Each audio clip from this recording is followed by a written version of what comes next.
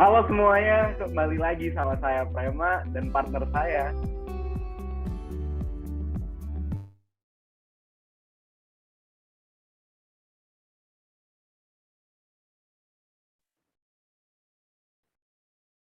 Mungkin oke, silakan Kak. Udah bisa unmute. Udah. Oke. Ya, kembali lagi. Aku teman-teman, kembali lagi nih sama kita. Iya, benar banget nih. Anyway, video campaign yang tadi gimana menurut kamu sama video yang lain tadi? Video kampanye yang tadi sih menurut aku sinematografinya tentunya ya udah jelas, bagus banget ya. Udah gitu, topik yang diangkatnya juga kan kita semua merasakannya saat ini. Jadi aku rasa lebih menyentuh gitu, aku lebih terasa. Kamu gimana, Pram? Iya, iya benar banget. Apalagi yang dimana scenes dimana orang yang emang mempunyai banyak hal dan tidak mempunyai banyak hal itu sangat kena sih dalam video tersebut, Najwa. Dan juga menurut saya juga dengan video yang tadi juga yang setelah video campaign itu keren banget sih performance-nya.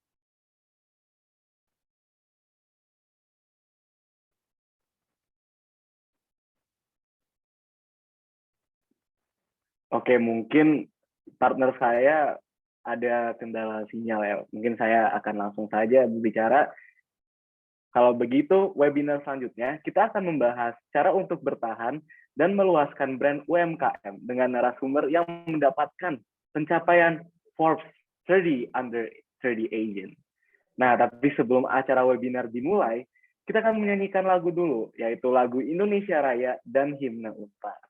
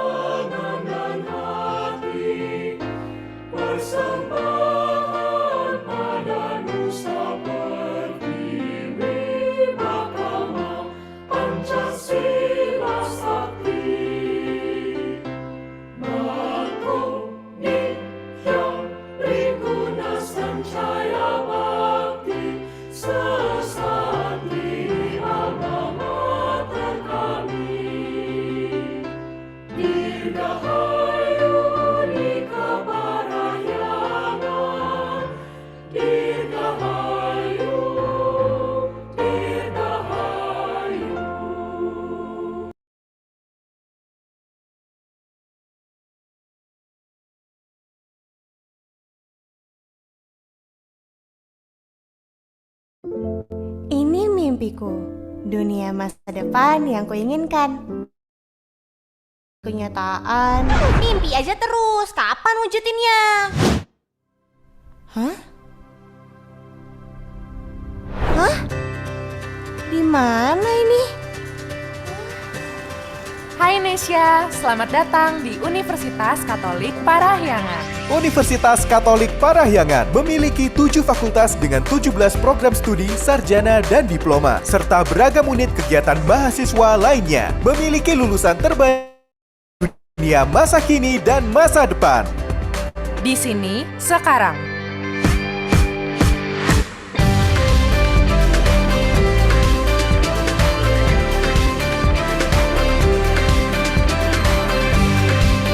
Menjadi jawaban dunia masa depan di sini sekarang.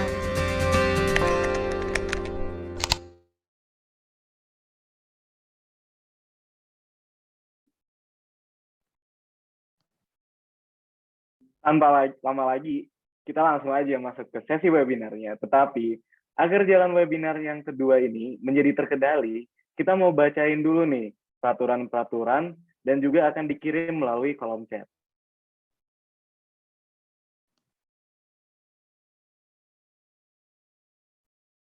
Para peserta dimohon untuk menggunakan format nama, institusi underscore nama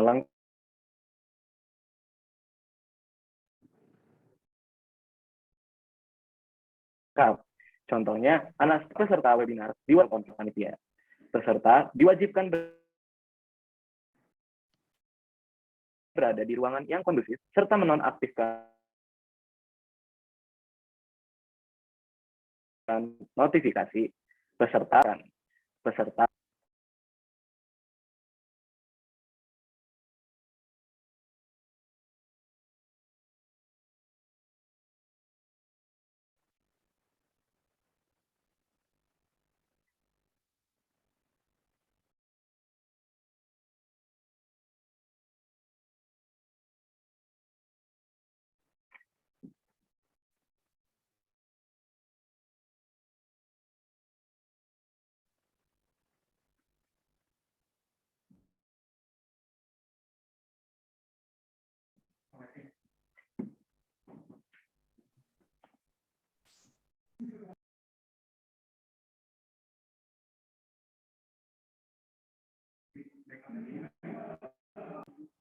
aku baca nih. Yang 7, peserta dilarang untuk merokok dan berada di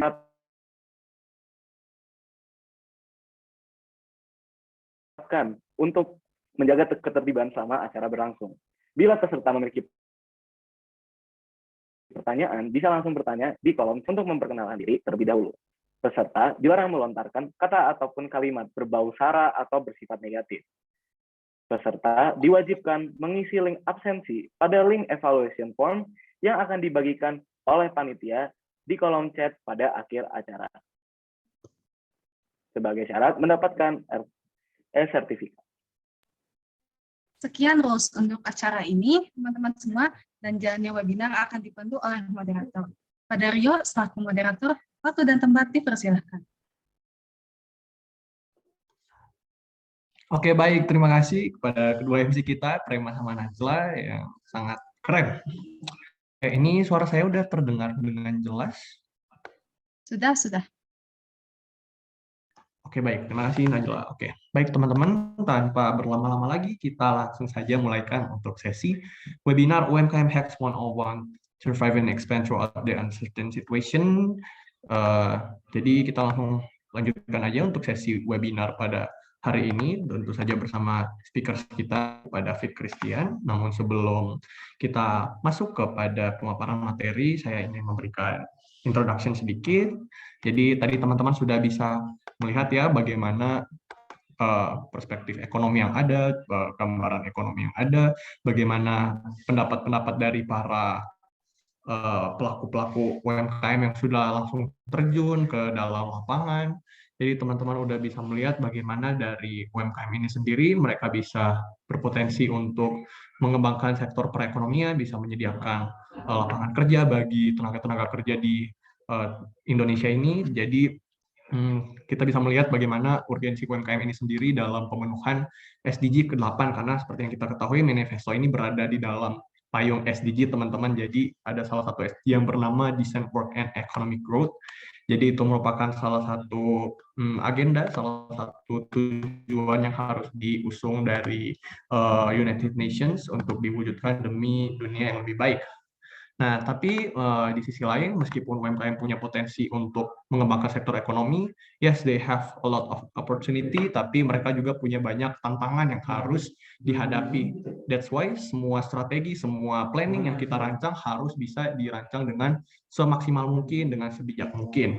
Nah, kebetulan di sini kita sudah hadir bersama kita, speaker yang sudah berpengalaman di bidang bisnis juga. Di sini ada Pak David Christian. Izinkan saya memperkenalkan beliau terlebih dahulu. Jadi beliau merupakan founder and CEO of PT Evo & Co, di mana PT Evo & Co itu sendiri sudah memiliki 3 brand, yaitu EvoWare, EvoWorld, dan Rating Campaign. Kemudian beliau juga menjadi Head of Natural Resource, Energy, Mineral, and Environment in the Indonesian Young Entrepreneur Association di Jakarta Barat.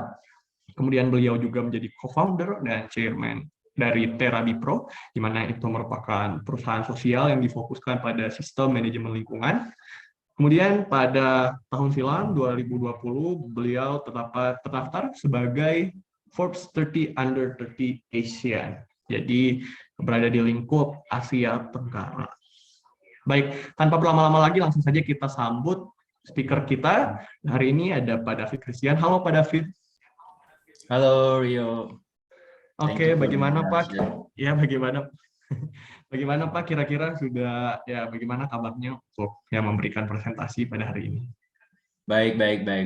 Sesuai dengan temanya ya, survive and throughout the uncertain conditions. Jadi mungkin nanti aku pengen lebih sharing aja sebenarnya pengalaman kita juga di Evo & Co, gimana kita bisa melewati masa-masa sulit terutama di pas pandemik ini, dan juga kita jadinya bisa lebih expand, bahkan untuk tahun ini kita jauh lebih expand daripada tahun depan, daripada tahun lalu gitu.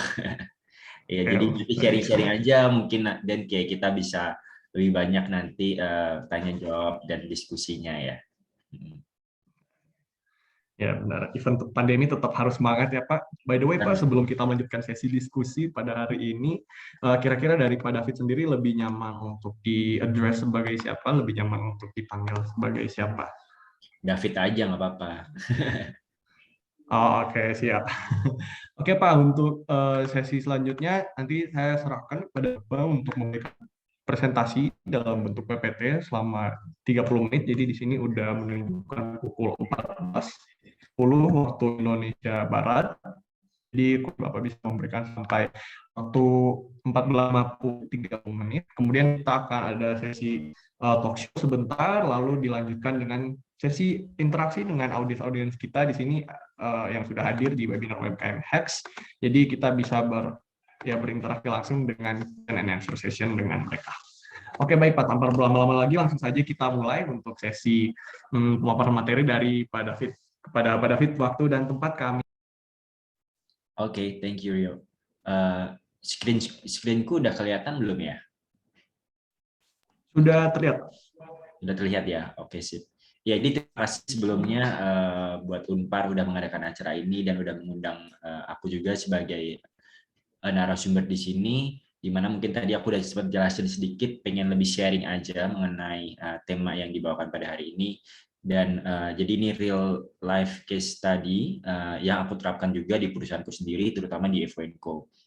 Evo & Co sendiri sebenarnya kita dibikin itu, pertama kali aku bikin Evo & Co itu sendiri di tahun 2016, tetapi dari 2016 sampai 2018 itu memang banyak pergerakan atau ekspansinya gitu juga, karena lebih berfokus kepada produk dan juga internal gitu. Jadi kita baru benar-benar fokus ke bisnis itu di tahun 2019.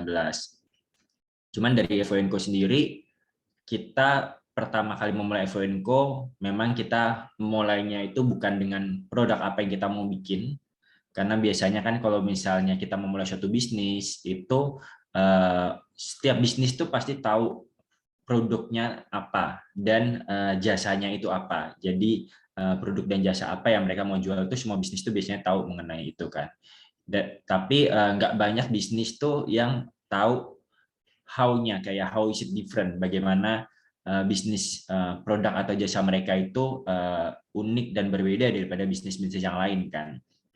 Tapi yang paling jarang sebenarnya dan yang paling sedikit itu adalah organisasi atau bisnis itu mereka tahu why-nya, kenapa mereka memulai bisnis itu, kenapa mereka melakukan bisnis itu, why-nya itu biasanya tuh jarang sekali yang mereka tahu gitu dari segi bisnis dan organisasi.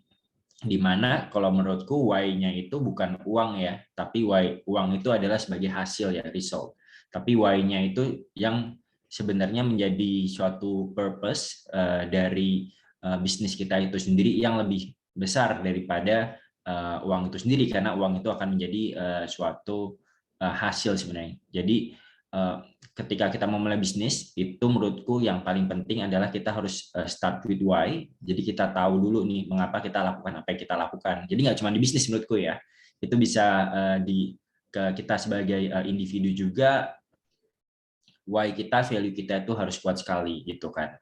Jadi ketika dalam keadaan susah nantinya ada suatu tantangan yang terjadi atau misalnya susah, itu kita balik lagi, kita tahu alasan kita bikin bisnis ini itu kenapa gitu. Alasan kita bikin bisnis ini kenapa dan kita mesti jalanin itu kenapa gitu. Jadi kita nggak akan menyerah di situ. Kalau alasan kita cuman kayak cuman pengen bikin bisnis buat make money doang gitu.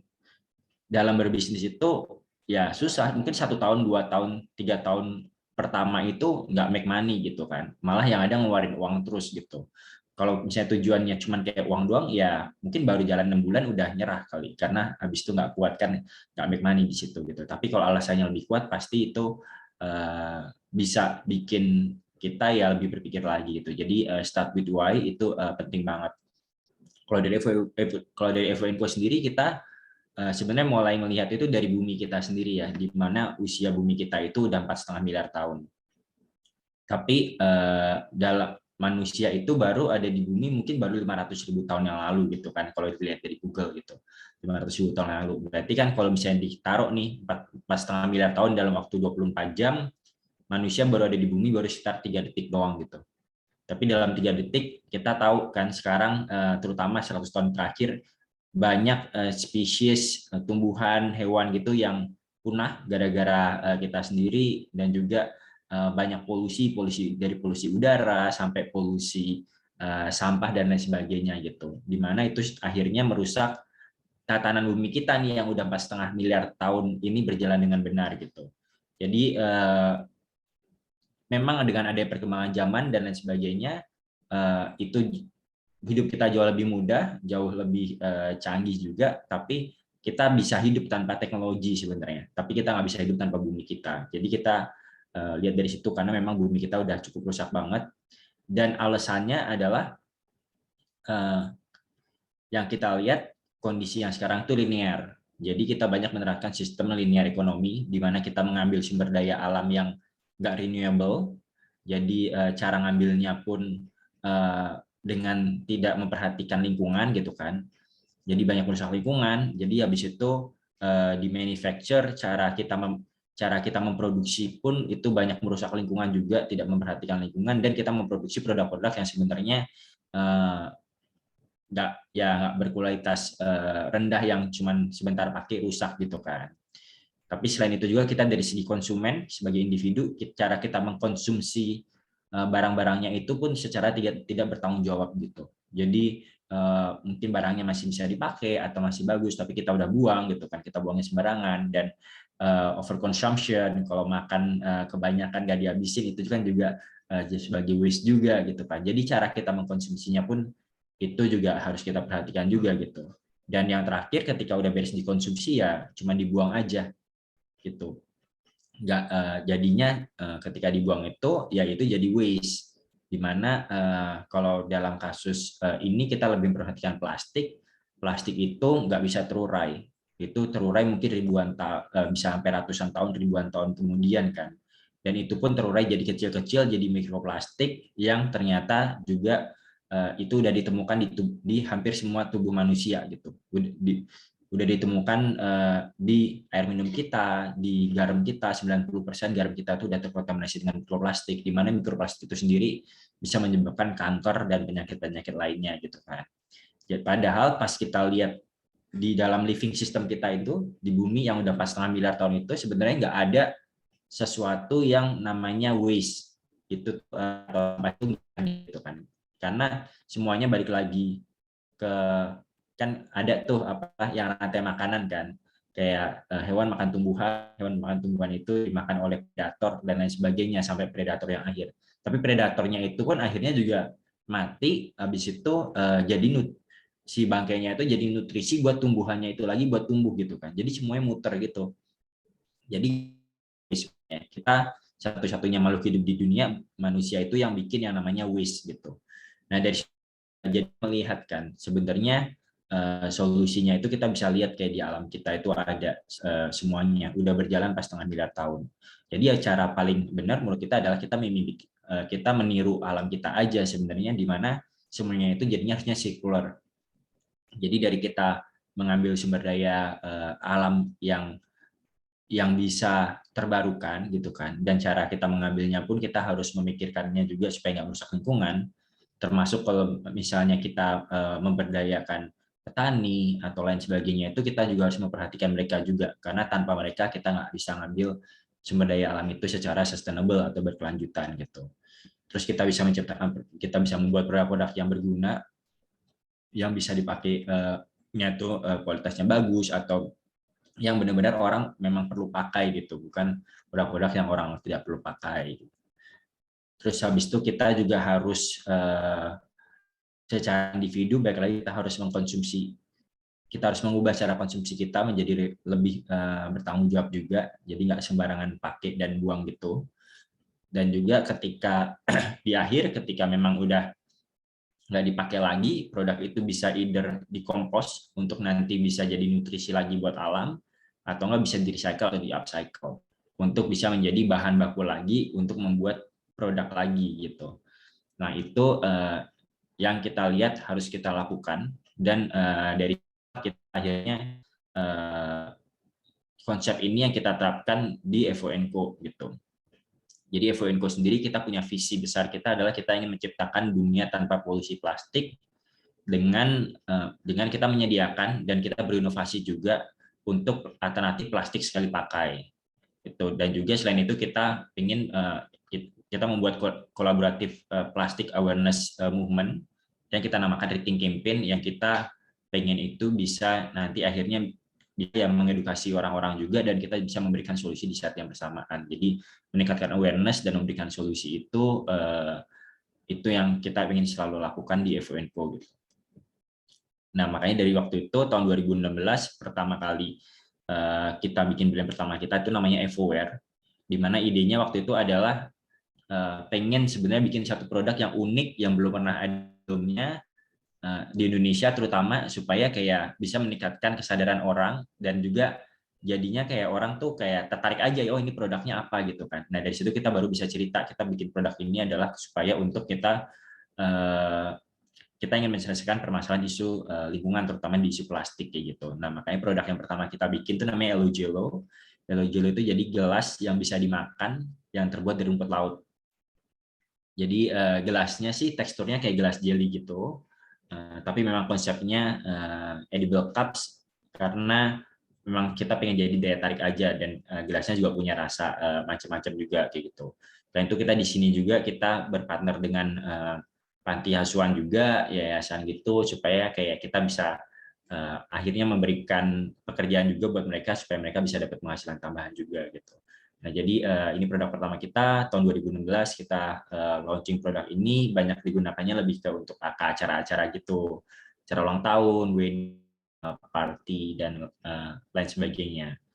Terus dari situ di tahun 2017 kita launch produk kita yang kedua namanya lebih ke seaweed based packaging untuk menggantikan saset yang kecil-kecil yang nggak bisa di-recycle.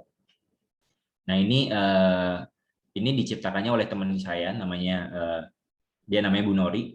Jadi dia bikin produk ini, terus tahun 2017 kita yang pasarkan produk ini sampai bisa kemana-mana gitu. Jadi memang tujuan dari produk ini untuk lebih gantiin plastik saset yang kecil-kecil yang biasanya nggak bisa di-recycle tuh, kayak buat bumbu instan atau kayak saset kopi, itu nggak perlu dibuka lagi, bisa langsung diseduh air panas, habis itu bisa langsung lumer. Nah, dari tahun 2016 sampai 2017-2018 itu memang kita dapat banyak exposure ya. Kita dapat banyak exposure, tapi memang dari segi produknya kita waktu itu masih dalam tahap mungkin kayak prototype gitu ya. Jadi kita belum benar-benar ready dari segi produk, tapi kita sudah dapat banyak exposure dan kita dapat banyak sekali permintaan pada waktu itu. Nah, dari situ ya mulailah, itu salah satu kayak krisis yang pertama yang kita alamin juga. Marketnya ada pengen order produk kita, tapi produk kita produksinya masih belum stabil, jadi harganya pun masih sangat mahal, dan juga ya jadinya kita banyak miss opportunity di situ, padahal yang permintaan banyak, dan juga sebenarnya permintaannya itu nggak cuma untuk gelas atau packaging juga, tapi mereka untuk kayak mereka minta untuk lain-lainnya kayak sedotan, habis itu sendok, garpu dan lain sebagainya gitu. Nah, dari situ kita melihat kayak ya kita berpikir ulang lagi nih, kayak gimana caranya supaya kita tetap bisa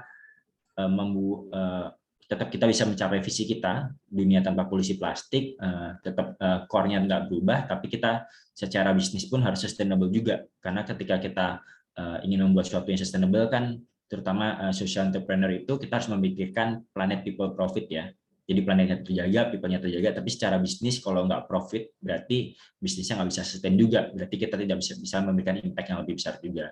Makanya dari situ kita tahun 2017 akhirnya kita launch produk brand kita yang kedua namanya EvoWorld, di mana EvoWorld ini kita menyediakan alternatif pengganti plastik lainnya yang nggak terbuat dari bahannya rumput laut.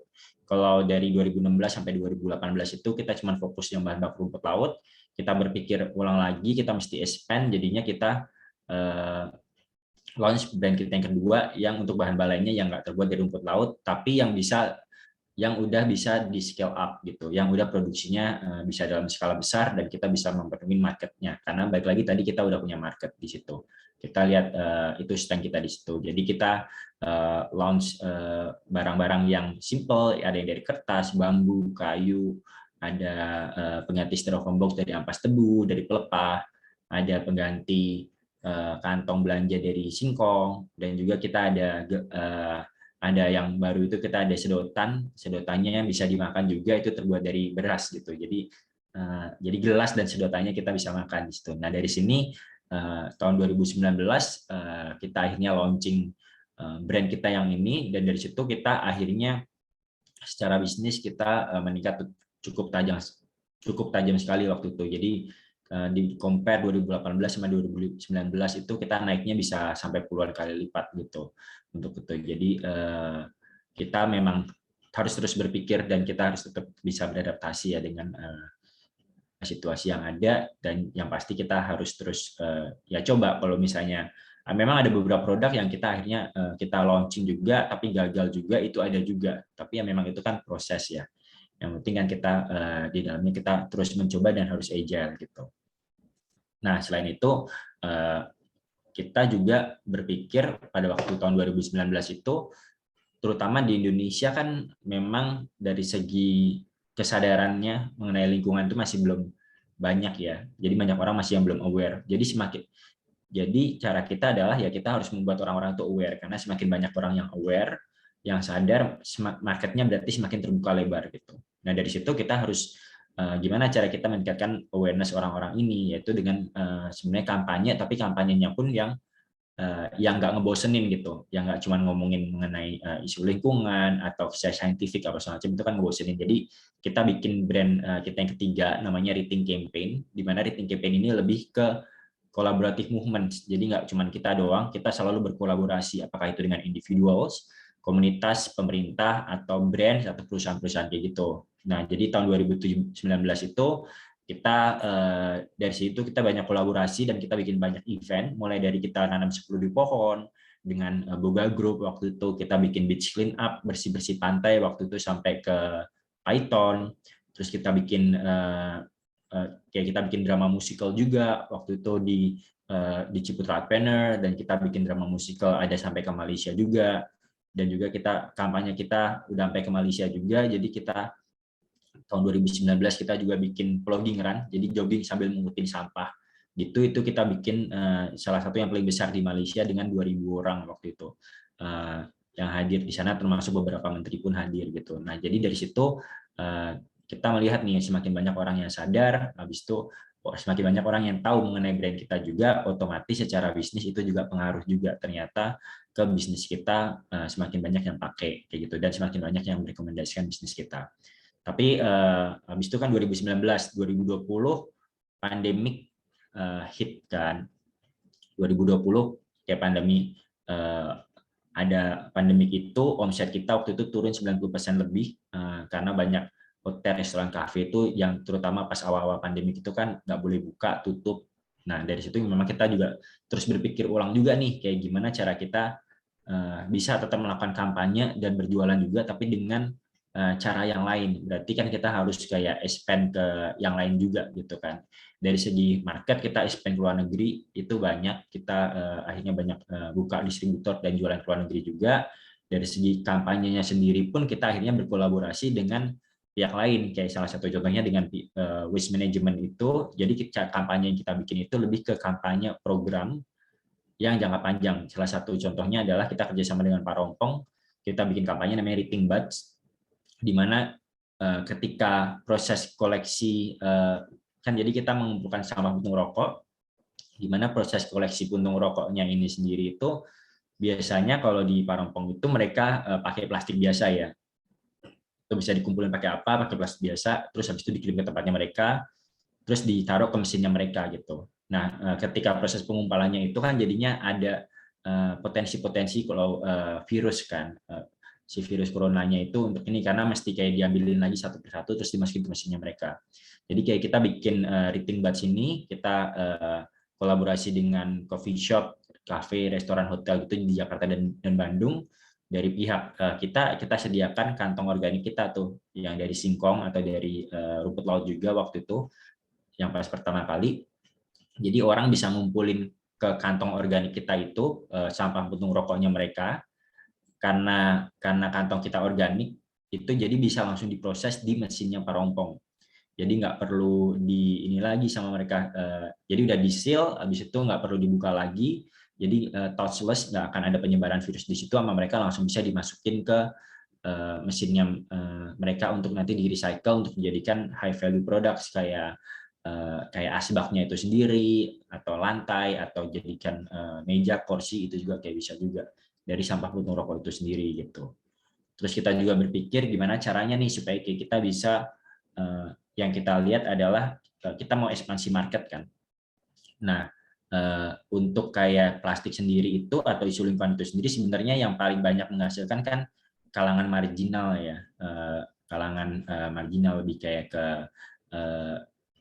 yang itu. Nah, jadi kita mau mentargetkan warung karena kita melihat belum pernah ada solusi yang datang ke warung, atau enggak bahkan peraturan pemerintah pun itu kan masih kayak untuk di mall-mall gitu kan, untuk pelarangan kantong plastik gitu, lebih kayak ke dalam mall atau ke restoran-restoran yang mungkin kalangan atas gitu kan.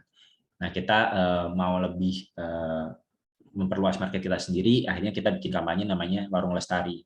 Di mana Warung Lestari ini pun kita kolaborasi juga sama Carbon Ethics. Dan yang kita lakukan adalah kita ingin menggantikan 1 juta sedotan dan membantu 5.000 warung.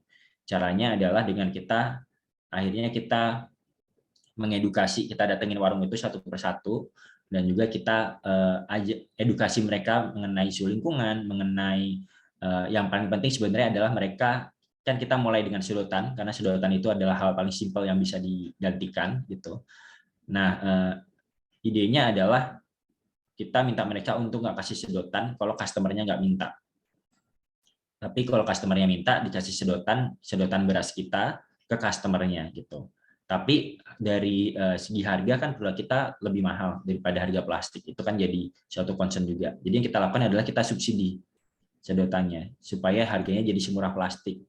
Jadi warungnya ini mereka juga mau nih akhirnya ganti, habis itu kita edukasi, kita ajarin mereka untuk pilah-pilah sampahnya pun kita kerjasama dengan waste management juga untuk diambil, jadi mereka punya penghasilan tambahan juga. Di mana penghasilan tambahan itu nanti ketika udah cukup besar kan sebenarnya mereka bisa gantikan juga untuk beli sedotan kita gitu. Jadi kita gradually nanti selama berapa bulan sedotannya harganya akan kembali ke normal, tapi mereka masih tetap bisa beli dan mereka tetap masih bisa punya benefit karena mereka pemakaian sedotannya berkurang, tetapi dari segi mereka dapat penghasilan tambahan juga yang nanti sebenarnya mereka bisa buat beli produk-produk kita lagi. Nah, untuk awal-awal itu kita juga buka donasi juga jadinya, bukan donasi ya. Jadi kita anggapnya tuh orang-orang bisa adopsi warung. Jadi dari segi perusahaan atau individu, mereka kalau mau membantu kita, mereka bisa adopsi warungnya untuk menjadi warung lestari selama minimal 6 bulan. Jadi bisa 6 bulan sampai 1 tahun kayak gitu. Nah, selama 6 bulan 1 tahun itu kita tuh yang jadinya kita dana itu yang kita pakai untuk kita ke lapangan, kita edukasi, plus untuk kita subsidi barang-barang kita supaya bisa jadi semua plastik. Nah, itu dari situ. Jadi akhirnya dari situ kita juga bisa ekspansi juga ke kalangan yang selama ini sebenarnya belum pernah di tap marketnya gitu, yaitu warung-warung itu dan lain sebagainya dari situ. Dan juga dari situ kita fokuskan juga lebih ke international market juga, dan itu cukup berhasil sih. Makanya tahun ini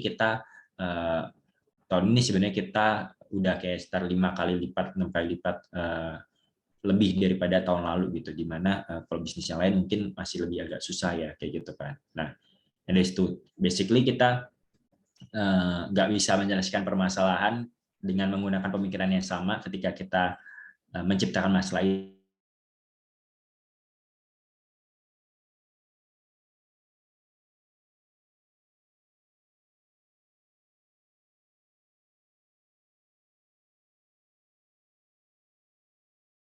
Waktunya kita belajar gitu kan. Jadi kita ubah semuanya dari segi internal tim kita, cara kita bekerja, semuanya udah work from home, tapi malah sebenarnya jauh lebih efisien. Jadi mungkin dari yang dulu kita punya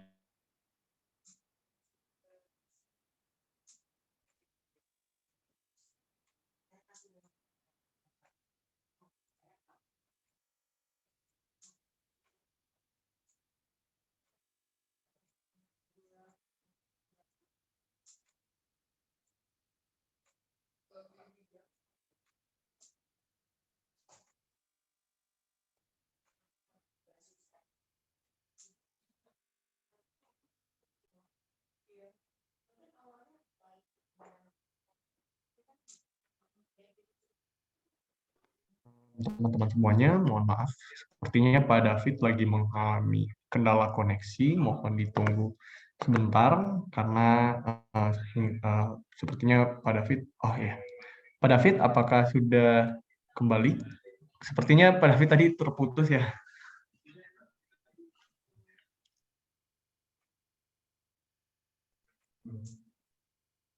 Oke.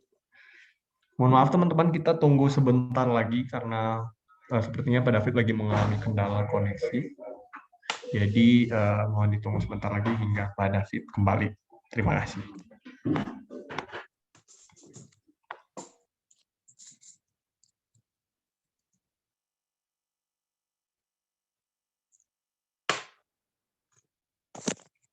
Oke teman-teman, sambil menunggu Pak David, mungkin dari pemaparan tadi teman-teman sudah bisa melihat ya bagaimana dari PT Evo & Co ini bisa menyediakan produk untuk solve the problem within the environment. Jadi pastinya kalau teman-teman udah muncul di pikiran teman-teman, mungkin bisa mulai disiapkan pertanyaan karena sebentar lagi kita akan membuka sesi Q&A buat teman-teman. Jadi ketika sesi Q&A sudah dibuka, teman-teman bisa langsung mengajukan pertanyaan teman-teman dan bisa berinteraksi langsung dengan Pak David Christian. Jadi sambil menunggu, mungkin teman-teman bisa langsung menyiapkan pertanyaan. Nah, kebetulan di sini udah kembali Pak David. Apakah halo? Udah. Ya. Oh iya, oke Pak. Sorry, tadi keputus koneksinya ya. Iya Pak, udah jelas Pak sekarang. Udah jelas sekarang ya, udah jelas. Iya Pak. Sorry. Boleh Pak, silakan dilanjutkan lagi untuk presentasi yang tadi. Iya, gitu sih. Kalau dari aku gitu aja. Mungkin kita bisa ke sesi selanjutnya ya. Oke, baik Pak. Kalau begitu, aku mau mengingatkan sekali lagi ya buat teman-teman di sini, jangan lupa untuk segera menyiapkan pertanyaan karena sebentar lagi kita udah mau membuka sesi Q&A. Jadi nanti teman-teman bisa mengajukan pertanyaan lewat kolom chat. Kemudian nanti saya akan memanggil teman-teman dan menyampaikan pertanyaan teman-teman kepada Pak David. Oke, kalau begitu, kalau dari sesi presentasi PPT dari Pak David sudah selesai, mungkin kalau bisa mengulas kembali ya, jadi dari PT FOMCO ini sendiri emang fokusnya tuh emang memperbaiki atau solve semua masalah-masalah lingkungannya, jadi dia bisa menyediakan produk-produk yang bisa ramah lingkungan, tapi tantangannya itu sendiri pastinya ada beberapa tantangan yang pakai gimana cara kita menyadarkan orang-orang sehingga ya ada market gitu yang bisa kita expand. Nah, kira-kira tadi kalau saya lihat kilas ada yang dinamakan rating campaign ya Pak.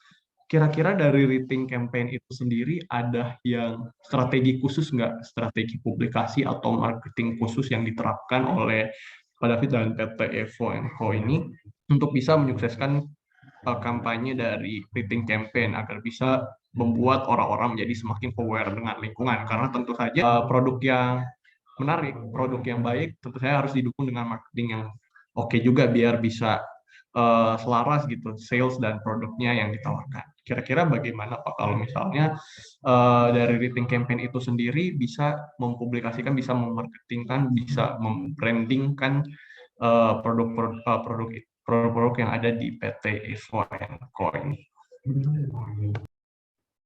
Ya, terima kasih pertanyaannya Rio. Kalau misalnya dari rating campaign itu sendiri sebenarnya memang strategi marketing kita supaya kayak kita bisa masuknya itu lebih soft ya, jadi lebih kayak ke soft marketing gitu.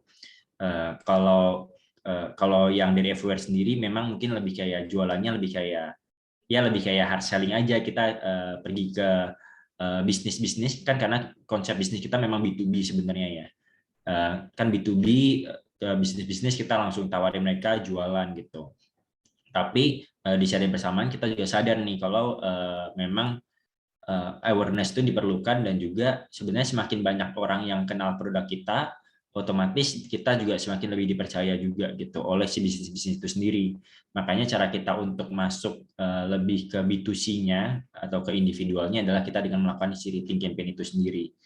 Nah, ketika kita lakukan rating campaign, kenapa kita juga jadinya kolaboratif? Selain kita memang berpikir bahwa kita nggak bisa menyelesaikan permasalahan ini sendiri, gitu, kita harus kolaborasi dengan semua pihak.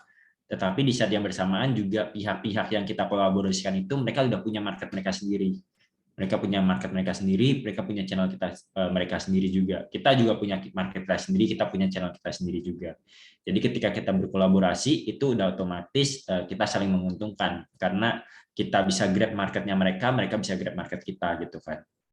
Jadi orang-orang yang follow atau mereka follow bisnis yang kita kolaborasikan atau organisasi yang kita kolaborasikan itu mereka jadi tahu oh ada Evo & Co juga gitu, ada rating campaign gitu kan. Nah dari situ kita bisa grab si attention-nya mereka juga kayak gitu. Selain itu kampanye yang kita buat memang bukan kampanye yang biasa aja, kita selalu berusaha buat kampanye-kampanye yang mungkin yang agak unik gitu kan, yang mungkin nggak banyak dilakukan oleh orang-orang juga. Jadi dari situ bisa lebih ada daya tariknya juga, dan juga kampanye yang kita lakukan kita pengen memang lebih ke jangka panjang ya untuk sekarang ya. Jadi nggak cuma one time event. Kalau 2019 mungkin banyak one time event yang kita lakukan kan kayak tadi Miss Clean Up, drama musikal dan sebagainya. Tapi kampanye sekarang tuh lebih kayak ke jangka panjang. Jadi kita nggak perlu bikin banyak kampanye dalam 1 tahun. 2-3 kampanye cukup, tapi itu dijalankan sepanjang tahun. Dan ketika beres pun sebenarnya impact-nya pun bakal berkelanjutan gitu. Jadi bakal sustain juga. Dimana di dalamnya pun kita sisipkan memang produk-produk kita juga gitu. Jadi di saat yang bersamaan kita tetap ada jualan. Jadi dari segi people-nya kita berdayakan, impact ke lingkungannya lebih dapat juga karena lebih banyak plastik yang kita gantikan, tetapi secara profitability bisnisnya pun kita juga dapat juga. Nah dari situ baru kita merasa kita bisa sustain-nya bisa lebih jangka panjang daripada cuma sekali doang gitu. Oke, ya begitu ya Pak. Jadi bisa dimanfaatkan marketing channel yang ada biar bisa sustain jangka panjang. Nah, tadi Pak David sempat menyinggung kata-kata profitability ya Pak. Jadi ya profitability ya. Jadi jadi mungkin kalau kita lihat dari produk-produk yang tadi dari PT FO&Co ini sendiri, kalau dilihat pasti banyak sekali ya diferensiasi yang ada, banyak sekali inovasi yang harus dikeluarkan gitu. Dan tentu saja inovasi-inovasi tersebut perlu didukung dengan biaya R&D, biaya operation yang mapan juga. Nah, gimana kira-kira dari PT FO&Co ini sendiri bisa tetap survive, bisa tetap expand, bisa tetap bertahan gitu, even di masa-masa yang nggak pasti dengan segala kebutuhan-kebutuhan kayak R&D, kebutuhan-kebutuhan operation yang ada, bagaimana kira-kira PT FO&Co itu bisa menanganinya, atau ada strategi khusus yang diterapkan oleh PT FO&Co, karena pastinya bagi pelaku-pelaku usaha ini menjadi dilema juga ya dalam kita melakukan ekspansi. Tentu saja ada banyak cost yang harus kita pertimbangkan, ada banyak material cost, banyak variable cost lain-lain dan sebagainya yang harus dipertimbangkan, tetapi ekspansi juga perlu dilakukan. Kira-kira bagaimana dari PT FO&Co ini sendiri menghadapinya? Ya, kalau dari kita sendiri yang pertama pas pandemik itu yang kita perbaikin sebenarnya dari segi internal tim kita terlebih dahulu sih. Pasti kita mesti cut cost kan. Kita cut cost itu udah pasti. Jadi internal tim kita perbaikin cara kita kerja, itu kita perbaikin juga. Jadi tadi aku sempat mention kalau kita jadinya belajar banget juga cara kerja yang dengan tim yang lebih sedikit tapi hasilnya jauh lebih efisien dan lebih besar juga. Jadi cara kerjanya jauh lebih efisien, jadi hasilnya pun jauh lebih besar. Jadi dengan tim yang lebih kecil, project lebih banyak, penghasilan lebih banyak, itu akhirnya kita bisa capai di situ gitu kan. Terus kalau dari segi cost, ya itu kan udah cut cost. Nah, kalau dari segi yang lain, kita kan yang paling penting sebenarnya kita berpikir pada waktu itu adalah ini ya, cash flow ya. Adalah cash flow. Jadi dari tadinya kita mungkin terapkan nih, profit kita minimal di sekian persen gitu. Misalnya profit kita minimal di 20% gitu. Kalau di bawah itu kita nggak mau ambil proyeknya misalnya gitu. Jadi karena kita berpikir cash flow yang paling penting, jadi kita ambil tuh semua proyek tuh dari yang mungkin marginnya jauh lebih sedikit, cuma berapa persen, atau nilainya cuma sedikit, itu kita ambil semuanya. Nah dari situ akhirnya kita untuk modalnya kita ada kayak PO financing, invoice financing, itu kita bisa lakukan juga, yang dimana kita misalnya dibayar dibayar klien 2 minggu, tapi kita melakukan financingnya untuk 6 bulan gitu kan. Nah dari situ cash flow-nya bisa lebih berjalan, akhirnya kita bisa gunakan itu untuk kayak untuk bayar yang lain, untuk bayar karyawan atau cost R&D dan cost-cost lainnya juga. Jadi uangnya muter terus tuh di situ tuh sampai akhirnya semuanya ketutup. Jadi debt kita semuanya ketutup karena project udah ada terus dan berjalan kayak nambah terus gitu kan. Jadi dari situ kita pun akhirnya bisa bertahannya di situ. Jadi kita perbaiki cash flow kita. Jadi ya cash flow is king jadinya gitu. Jadi mau untungnya sedikit banget nggak apa-apa, tapi uangnya muter, cash flow-nya jalan muter gitu. Jadi kita bisa kayak gali tutup gitu sampai akhirnya ya semua lubangnya tertutup gitu kan. Dan kita bisa bertahan. Nah dari situ sih kalau strategi yang FO&Co lakukan sebenarnya. Jadi perbaikin internal tim, habis itu dari segi keuangan juga kita perbaikin juga cara kita berpikir. Yang pasti kita harus agile juga ya. Jadi tiap kali harus selalu berpikir gimana lagi nih supaya bisa lebih baik lagi gitu. Jadi kita kalau dulu mungkin kita udah lakukan apa, kita kayak oh ya udah puas, kita jalanin aja begini terus gitu kan. Kalau sekarang kita lebih berpikirnya oke, ini berjalan dengan baik nih gitu kan. Oke, gimana caranya supaya nanti bisa 5 kali lipat daripada sekarang lagi gitu kan. Gimana caranya kita bisa perbaikin lagi gitu. Jadi kita nggak stop di situ, kita harus agile. Jadi tiap bulan, tiap 2 bulan itu bisa ada strategi baru, bisa ada cara kerja baru kayak gitu. Jadi berubah terus gitu, nggak pernah ada SOP yang konstan jadinya sekarang. Gitu.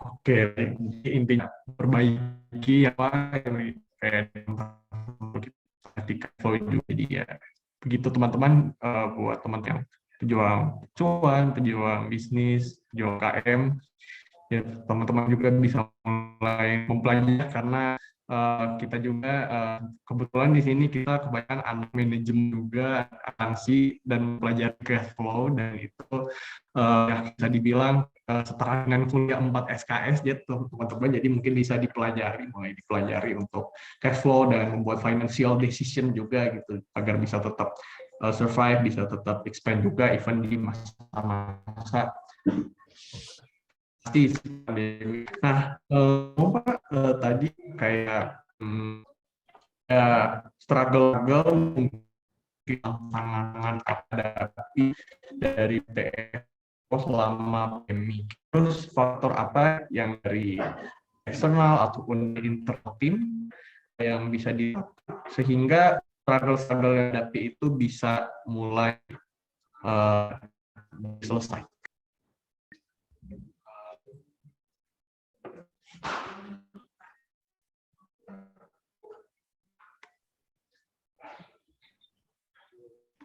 Halo? Halo, suaranya terdeep. Halo Rio. Sorry, suaranya agak terputus tadi. Oke, sebentar mungkin.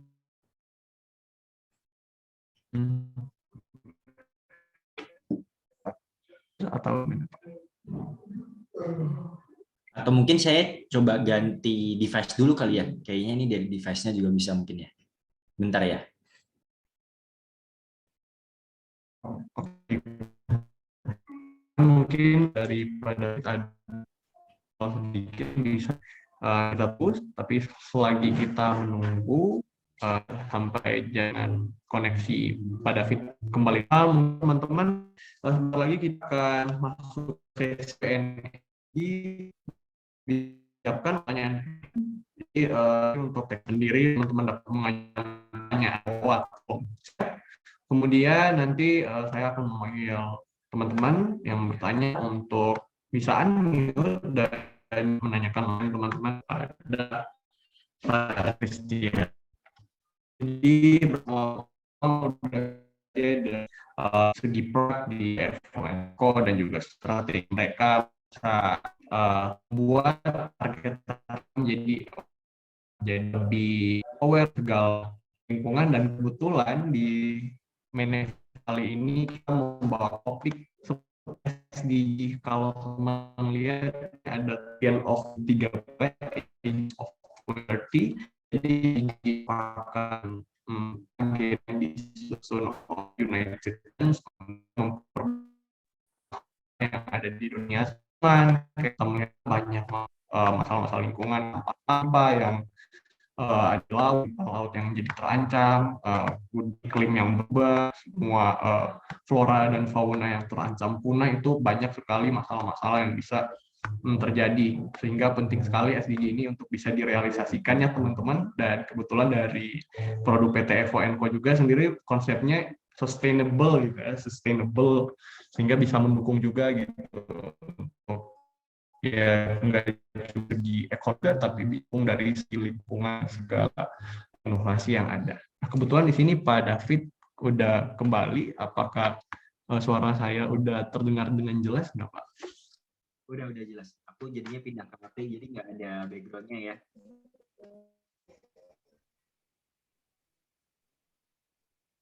Halo. Suara yang gue kalau di agak jauh. Halo.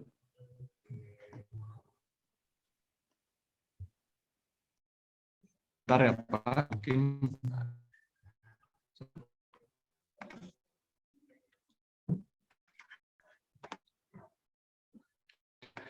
teman menunggu, mungkin teman bisa saya untuk sesi ini karena saya akan pagi, jadi teman bisa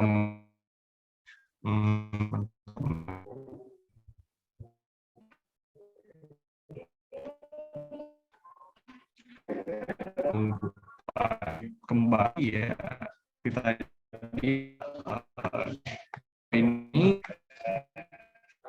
di kita mengangkat development ini bukan ributi harapan sustainable dengan goals terkait bagi teman ya Instagram jadi ada webinar yang saya tawarkan begitu ada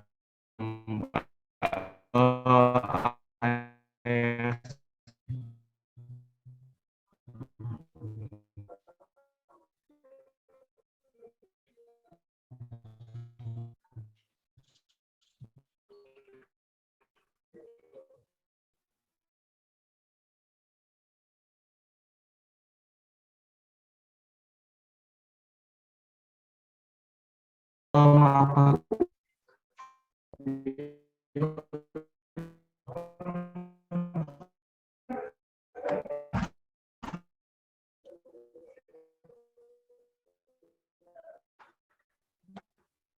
Oke.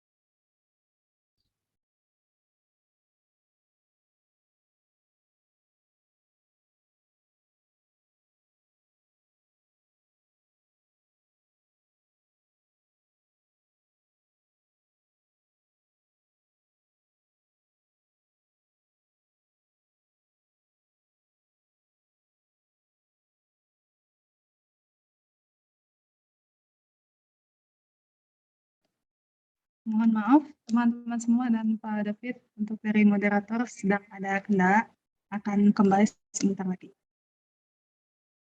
Oke, Rio sudah kembali. Oke, apakah suara saya sudah terdengar? Sudah. Oke, baik. Mohon maaf ya tadi Pak David dan teman-teman semuanya atas ketidaknyamanannya tadi. Saya sempat mengalami gangguan koneksi juga, mungkin lagi ada perbaikan juga di koneksi ya pusat. Baik, kita langsung lanjutkan saja untuk sesi webinar pada hari ini. Jadi mungkin tadi ada lanjutan lah ya Pak, kayak dari tantangan dan bagaimana cara PT FONCO ini sendiri bisa menghadapi semua struggle yang ada terutama di masa pandemi ini. Kayak tadi ya udah sempat di-brief juga ya kalau dari segi finance-nya itu didukung dengan cara meng-cut cost atau memperbaiki internal team sehingga bisa lebih efisien juga. Nah, sekarang kalau misalnya dari segi-segi yang lain Pak, dari tantangan dulu yang dihadapi PT FONCO ini sendiri selama masa pandemi khususnya, itu tantangan-tantangan apa aja Pak? Lalu bagaimana solusi-solusi yang bisa dilakukan, bisa diterapkan sama PT FONCO ini sehingga semua proses bisnis yang dijalankan itu bisa tetap bertahan, bisa tetap survive, bisa tetap expand meskipun di masa-masa yang tak tentu. Ya, kalau dari segi kita sih sebenarnya yang paling basicnya, paling importantnya yang tadi aku sebutkan itu, dari perbaikin internal tim sama cut cost dan secara cash flow kita perbaikin ya, kan karena dari situ langsung ngaruh tuh begitu kita tadi yang sudah aku sebutkan juga begitu kita dari segi finance-nya, strateginya kita ganti dari yang tadinya kita nggak mau ngambil project-nya, kalau misalnya itu margin di bawah sekian persen, itu sekarang kita cuma margin berapa persen pun kita ambil gitu kan. Nah dari situ itu juga jadinya ya cash flow kita juga jadi bisa berjalan karena jadinya lebih banyak project yang kita bisa ambil kan dari situ. Tapi memang yang paling penting sebenarnya balik lagi sih kan tantangan terbesarnya adalah yang pasti kita waktu itu omset kita turun banyak banget gitu kan. Omset kita turun banyak banget dan penjualan pun stuck gitu. Nah, cuman waktu itu kita memang awalnya kita berpikir oke, gimana kita jualan produk lain atau gimana gitu kan, atau kita coba approach ke bisnis yang lain gitu. Tapi itu kayak itu nggak berhasil sih sebenarnya sih kalau dari kita kayak yang kita akhirnya bisa bertahan justru yang strateginya berjalan dengan benar ya itu dengan kita internal tim kita perbaikin dulu gitu. Internal tim kita perbaikin, cash flow kita perbaikin, itu secara finansial kita perbaikin, itu ke eksternalnya pun akhirnya ngaruh besar banget gitu. Kita rasakan itu sih.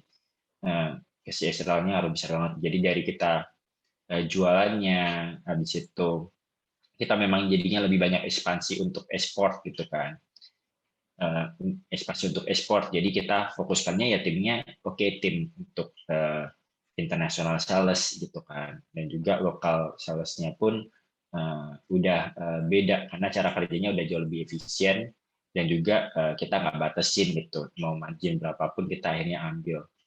Sebenarnya itu sih kendala utama dan itu memang yang jadinya jadi turning point kita banget sih di situ kita perbaikin internal tim kita dan internal manajemen kita sih. Oke, baik. Sangat ya menantang gitu pastinya kalau dalam masa pandemi ini siapa sih yang nggak struggle gitu ya Pak kalau misalnya menghadapi ya segala uncertainty yang ada di masa-masa pandemi kayak begini, ya tentu saja banyak sekali adjustment yang harus kita lakukan, mulai dari internal team atau dari kita bagaimana kita bisa menghadapi eksternal juga. Tapi kalau misalnya Pak dari UMKM yang ada Pak, mereka mostly kurang lebih ya UMKM punya chance atau punya rate uncertainty yang lebih tinggi apa daripada bisnis-bisnis yang sudah mapan, dari bisnis-bisnis yang sudah well established gitu. Dan ditambah dengan situasi pandemi yang seperti ini, kira-kira kalau menurut dari Pak David sendiri, kira-kira bagaimana para pelaku-pelaku UMKM ini sendiri bisa tetap survive, bagaimana tips and trick yang bisa mereka pakai supaya mereka bisa survive gitu, meskipun banyak sekali uncertainty yang harus mereka hadapi, terutama di masa pandemi ini. Kalau menurut dari Pak David sendiri, apa aja sih tips and trick-nya? Yang pertama sih kita harus lihat ini kan ada permasalahan kan berarti kan. Kita harus lihat permasalahannya itu mungkin jangan berdasarkan analogi ya. Kan biasanya kayak kita kalau bukan biasanya, kita sering kali itu kita solve problem itu cuma berdasarkan kira-kira seperti ini gitu kan. Oh ini kira-kira kayak gini gitu kan. Oh ada masalah ini kira-kira bisa diperbaikinya dengan cara seperti ini atau solusinya seperti itu. Itu menurutku yang pertama itu kita nggak boleh kayak gitu sih. Yang pertama kita harus baik lagi, lihat lebih dalam lagi. Kita punya permasalahan ini gitu kan. Pandemik, omset turun misalnya gitu kan. Habis itu nggak pasti gitu. Kenapa omsetnya turun gitu kan. Dan kenapa yang bikin nggak pasti itu di bagian mananya gitu. Yang bikin nggak pasti di bagian mananya gitu. Jangan kayak kira-kira aja, oh kayaknya kalau gue jualannya gini atau gue jualan produk yang lain, laku gitu kan. Itu kan kayaknya gitu kan. Tapi yang kita harus lakukan bukan kayak gitu. Karena awal-awal pun kita awal-awal pun pandemi aku kayak gitu. Wah, kayaknya kalau habis itu jualan kita bikin paket namanya kita bikin paket health ticket waktu itu, rating health ticket atau apa itu aku udah lupa bahkan namanya apa, bisa lebih laku karena akhirnya di situ ada maskernya, ada hand sanitizer apa semacam, ternyata nggak laku juga. Itu kan cuman kayaknya gitu kan bisa analogi. Tapi ya kita lihat oke, permasalahan lebih dalamnya lagi ada di mana. Oh oke, kayak kita yang paling penting nih cost kita terlalu besar atau apa gitu kan. Terus kayak kita mesti cut cost. Tapi dengan tim yang sekarang aja, dengan project yang pada waktu itu juga kayaknya tim udah jauh udah kelabakan gitu kan. Gimana cara kita bisa dan kita jadinya cari tahu kenapa sih kayak timnya kelabakan waktu itu dengan project sebanyak yang kecil, yang belum terlalu banyak waktu itu, tapi dengan orang yang cukup banyak gitu kan.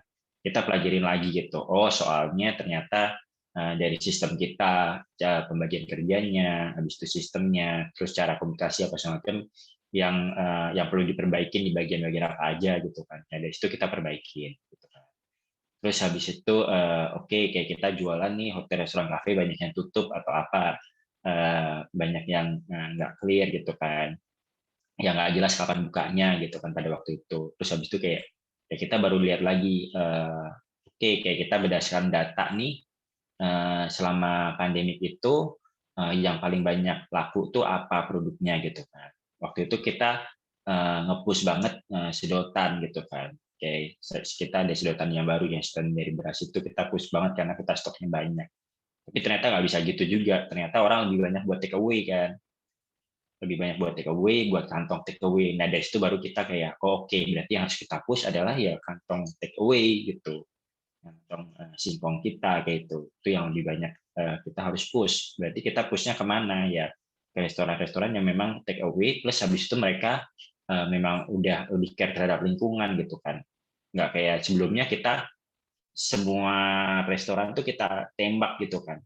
Semuanya kita teleponin, kita iniin buat jualan gitu. Kan padahal restoran itu belum tentu target market kita yang benar.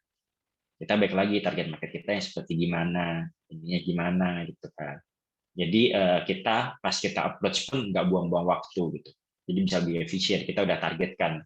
Kita riset dulu kliennya kayak gimana, siapa, mereka udah peduli lingkungan atau belum. Kalau belum di checklist yang nggak ada di situ ya kita nggak approach mereka. Dari situ gitu kan. Terus habis itu apa yang bikin kayak kita sebenarnya kalah dari pesaing kita, misalnya harga atau apa, oke, berarti harga kita ketinggian atau apa, ya udah kita turunin lagi kayak gitu kan, sebelumnya kita jalanin gitu. Terus habis itu nggak bisa bayar gaji atau apa misalnya gitu kan, ya kita lihat oh kenapa nggak bisa bayar gaji gitu, ya karena cashflow-nya nggak benar ya kita kayak marginnya oke, tapi nggak ada uang masuk, uangnya keluar terus gitu kan. Jadi nggak sehat dari sisi cash flow ya kita perbaikin dari situ gitu. Jadi kalau menurutku kita harus solve problemnya tuh dari situ tuh, kita cari tahu dulu akar permasalahannya tuh apa, bukan berdasarkan kira-kira ini gitu kan. Lebih bagus ketika kita punya data sebenarnya, kita bisa mengambil keputusan menyelesaikan masalah itu berdasarkan data gitu. Oh datanya apa kayak gitu, ininya gimana. Nah dari situ kita baru bisa solve. Jadi kita tahu nih akar permasalahannya banget tuh apa kayak gitu. Jadi dari situ baru kita naik ke atas itu, dari akar permasalahan baru kayak kita bisa menyelesaikan permasalahan. Soalnya kadang-kadang kita mikirnya oh ini akar permasalahannya itu di sini gitu kan. Akar permasalahannya ya sebenarnya karena hotel, restoran, kafe pada tutup aja gitu, pada nggak buka aja, jadi kita nggak bisa jualan gitu kan. Cuma gitu. Kalau udah kayak gitu pemikirannya kan udah mentok, ya kan. Kalau pemikiran kayak gitu kan mau solusinya gimana, orang tutup gitu kan, emang marketnya lagi jelek kayak gitu, ya udah selesai itu, sampai situ mau berpikir gimana juga udah nggak bisa kan. Tapi kalau mikirnya ternyata bukan itu kok gitu kan, kita juga akhirnya bisa naik 5 kali lipat, 6 kali lipat daripada tahun lalu akhirnya gitu. Pada tahun lalu pun kita akhirnya kita dibandingin 2019 2020 tuh kita omset tahunan kita tetap naik sekitar 10% atau 15% gitu di akhir tahun gitu, setelah kita mampu beradaptasi gitu. Padahal pada waktu itu berapa bulan sempat turun 90% lebih gitu. Nah itu dari situ. Kalau misal terus habis itu kita juga berpikir oke, kita bisa dapat uang dari mana lagi ya gitu kan. Karena memang produk kita unik dan kita cukup dikenal waktu itu ya. Itu kan kita lihat strength kita ada di mana nih. Strength kita adalah waktu itu adalah memang produk kita cukup unik gitu kan. Ya akhirnya kita mulai tuh apply buat grant gitu kan. Ikut kompetisi-kompetisi bisnis gitu. Yang untuk produk-produk yang memang untuk produk-produk yang ramah lingkungan, akhirnya kita ada menang waktu itu Wirausaha Muda Mandiri, kita ada menang kompetisi dari grant dari Korea juga. Nah dari situ kita kan dapat uang grant kan, itu bisa buat kita puterin lagi juga, bisa buat bayar yang lain juga gitu sih. Jadi kita harus lihat akar permasalahan, habis itu akar permasalahannya yang diperbaikin. Habis itu kita punya strength apa, kita manfaatkan kekuatan kita itu untuk bisa jadi kita perbaikin, bisa jadi lebih lagi juga. Udah aku itu sih mungkin ya. Oke, baik, terima kasih Pak. Jadi kalau dari yang saya tangkap ya mungkin teman-teman juga bisa melihat ya masalah dalam bisnis itu nggak cuma satu, itu bisa bisa beberapa masalah dan itu sangat bervariasi. Tapi satu hal yang harus kita ingat buat teman-teman semua yang pejuang UMKM di sini tentunya dalam melakukan semua pengambilan keputusan, melakukan semua decision making dalam semua pertimbangan opsi-opsi yang ada, tentunya semua keputusan itu harus didukung berdasarkan fakta ya. Harus didukung berdasarkan data yang ada gitu. Kalau lebih bagus ada data, ada analytics-nya gitu ya. Mungkin teman-teman bisa memakai itu dan sebenarnya ya untuk pengumpulan data itu semua teman-teman udah bisa ya dengan digitalisasi yang ada sekarang teman-teman juga bisa memakai software-software juga jadi bisa semakin terbantu. Jadi jangan sampai ya semua masalah itu emang sangat bervariasi ya Pak ya dari PT FONCO juga sendiri pasti ada berbagai variasi masalah gitu yang dihadapi sampai ya kalau dideskripsikan satu persatu mungkin nggak akan cukup sesi webinar pada hari ini. Jadi ya satu hal yang harus teman-teman pegang dalam melakukan semua pengambilan keputusan, dalam semua pertimbangan yang ada teman-teman lakukan, ya mungkin kita terbiasa melakukan dengan perasaan gitu, dengan intuitif kita, dengan ya kira-kira gitu, seperti yang dikatakan Pak David tadi. Cuman kalau misalnya kita mau mengambil keputusan yang lebih efektif dan juga keputusan yang tepat sasaran, tentu saja argumen, fakta, dan data itu sangat penting. Kita nggak bisa lari dari itu untuk bisa menghasilkan manajemen yang paling baik itu dalam bisnis kita. Oke, baik. Teman-teman, untuk sekarang sesi Q&A sudah dibuka. Jadi buat teman-teman untuk yang ingin mengajukan pertanyaan bisa langsung saja mengajukan pertanyaan lewat kolom chat. Nanti saya akan memanggil teman-teman untuk bisa unmute dan segera menanyakan pertanyaan teman-teman. Jadi nanti untuk formattingnya sendiri teman-teman cuma menuliskan nama dan strip pertanyaan. Contoh Michael strip bagaimana cara membangun bisnis dari nol. Nah mungkin selagi kita menunggu ya pertanyaan dari teman-teman yang ada di sini untuk ya mencairkan suasana juga mungkin kita ngobrol-ngobrol santai mungkin ya Pak. Jadi tentang dari PT FONCO ini sendiri ya kita semua percaya gitu dalam apapun yang terjadi di dunia, everything is happen for a reason gitu ya Pak. Jadi semua terjadi karena suatu alasan. Lalu ya tak terkecuali dalam berbisnis ya, yang bukan cuma di kehidupan sehari-hari kayak kita melakukan aktivitas sehari-hari, misalnya kita makan karena lapar, kita minum karena haus, kita mandi karena ngerasa gerah dan lain-lain sebagainya. Tapi dalam berbisnis juga pasti ada alasan, ada latar belakang khusus gitu ya Pak. Nah dan seperti disampaikan tadi, PT FONCO ini ya berdiri dengan base untuk mengatasi, untuk solve masalah-masalah lingkungan yang ada, masalah-masalah awareness orang yang kurang terhadap lingkungan itu sendiri. Tapi kalau misalnya dari pribadi Pak David sendiri nih, kira-kira alasan Bapak untuk bisa mendirikan PT FONCO itu seperti apa sih? Kayak misalnya ya ngelihat kondisi lingkungan yang semakin parah, kira-kira apa sih yang bisa membuat Pak David semakin tergerak gitu ya untuk bisa solve masalah-masalah yang ada dari ya semua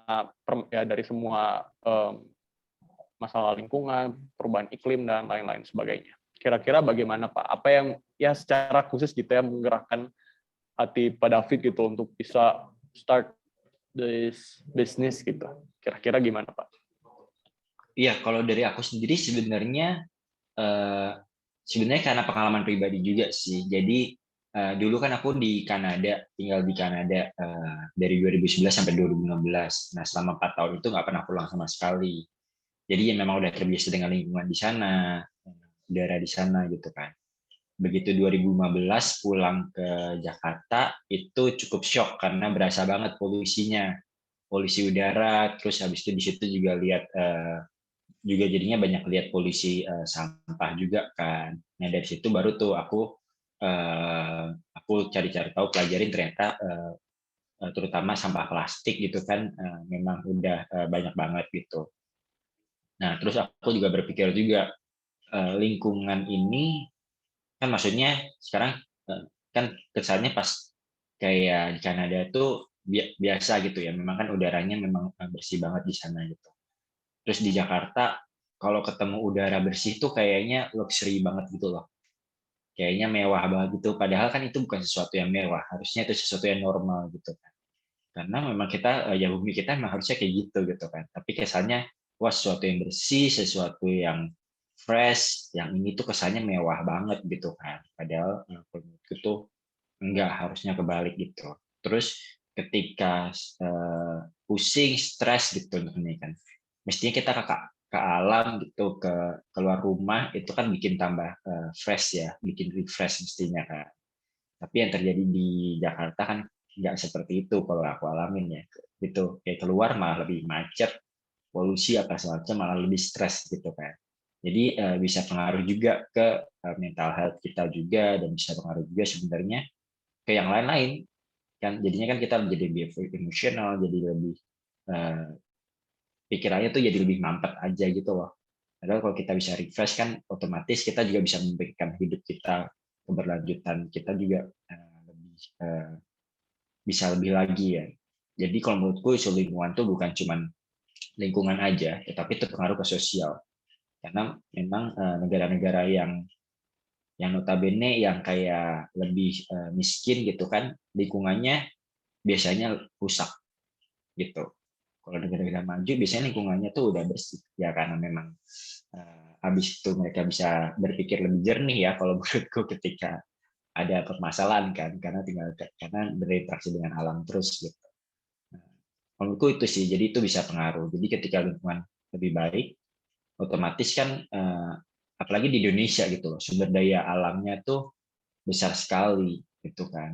Kalau misalnya nelayan nggak punya uang tapi mereka masih bisa makan ikan gitu kan, mereka masih bisa bertani, nggak punya uang mereka masih bercocok tanam makan dari situ gitu. Tapi kalau lingkungannya rusak, mereka nggak bisa bertani, mereka nggak bisa bercocok tanam gitu kan, nemunya plastik atau kayak ikannya banyak tercemar gitu, kayak di Ancol tercemar merkuri apa semacam gitu kan, gimana mau dimakan juga nggak bisa, malah sakit, ngeluarin uang lebih banyak gitu. Jadi lebih pusing juga kan. Kalau menurutku itu sih, aku tergeraknya sebenarnya dari situ. Tapi secara segi bisnis pun, ketika kita berpikir dari segi bisnis, kita kan ngelihat, kita justru nggak pengen ngikutin bisnis yang udah tren. Karena kalau bisnis itu udah tren berarti udah telat. Gitu kan. Kayak waktu itu tiba-tiba tren semua orang bikin ojek online gitu kan. Ada Gojek, ada Pajek, Apajek, macam-macam Jacknya itu kan gagal semua karena udah jadi tren, udah nggak mungkin bisa ngalahin gitu. Kesannya udah di puncak gunung, mau naik puncak lagi nggak ada puncaknya gitu. Justru kita yang bisnis yang berhasil itu yang bisa melihat masa depan kan. Oh ini bakal jadi tren. Nah ya udah kita mulai dari situ dulu. Ketika udah semakin memang udah jadi tren, kita udah jadi pionir. Dan orang taunya kita gitu kan. Mau orang lain ada niru atau apa nggak akan bisa seperti kita gitu kan. Dari situ. Nah, waktu itu aku ngelihat 2016 banyak orang Indonesia yang belum peduli lingkungan. Tapi menurutku itu nggak terhindarkan. Gitu. Cepat atau lambat pasti nih jadi peduli lingkungan gitu. Jadi lebih peduli lingkungan. Dan ternyata benar kan. Memang. Dan jadinya kita udah jadi yang lebih top of mind, nggak cuma di Indonesia doang, tapi di luar negeri juga. gitu. Dan kita lihat kayak wah rumput laut memang bisa jadi sumber daya alam yang lebih yang bakal banyak digunakan. Sekarang benar-benar kayak semua negara bahkan dari UN juga itu juga ngomongin rumput laut gitu. Gitu. Nah dari situ sih aku melihatnya. Jadi sebenarnya ini jadi dilema juga sih ya Pak buat para pelaku-pelaku usaha kayak ya, dalam menjalankan kegiatan usaha pastinya banyak dari para pelaku usaha cuman lebih fokus untuk mengejar profit, tapi ya kenapa kita nggak mengejar profit tapi sekalian dengan mempertahankan konsep produk yang eco-friendly ya Pak. Jadi dengan segala masalah-masalah lingkungan yang ada kayak tadi ya kayak di Jakarta aja bisa melihat udara yang segar itu udah kayak gift ya. Padahal seharusnya itu nggak demikian, harusnya itu menjadi sesuatu yang normal. Tapi mungkin buat pelaku-pelaku usaha yang lain mungkin tidak berpikir demikian. Kira-kira kalau menurut Pak David sendiri buat PT FONCO ini bagaimana sih cara PT FONCO ini bisa ya membangkitkan awareness yang ada di pelaku-pelaku usaha yang emang masih apa ya, misalnya kayak produk-produk konsep-konsep produk mereka yang lebih tidak mendukung eco-friendly seperti kayak fast fashion dan lain-lain sebagainya. Kira-kira bagaimana cara PT FONCO ini sendiri ya dari core value-nya juga kan menawarkan produk yang eco-friendly dan juga mengkampanyekan segala isu-isu yang tentang lingkungan gitu, tentang masalah lingkungan. Kira-kira kalau dari PT FONCO sendiri ada strategi khusus nggak Pak yang diterapkan untuk bisa membangkitkan semangat-semangat ya bagi para pelaku-pelaku usaha yang ada di Indonesia khususnya untuk bisa semakin peduli, bisa semakin aware di lingkungan ini.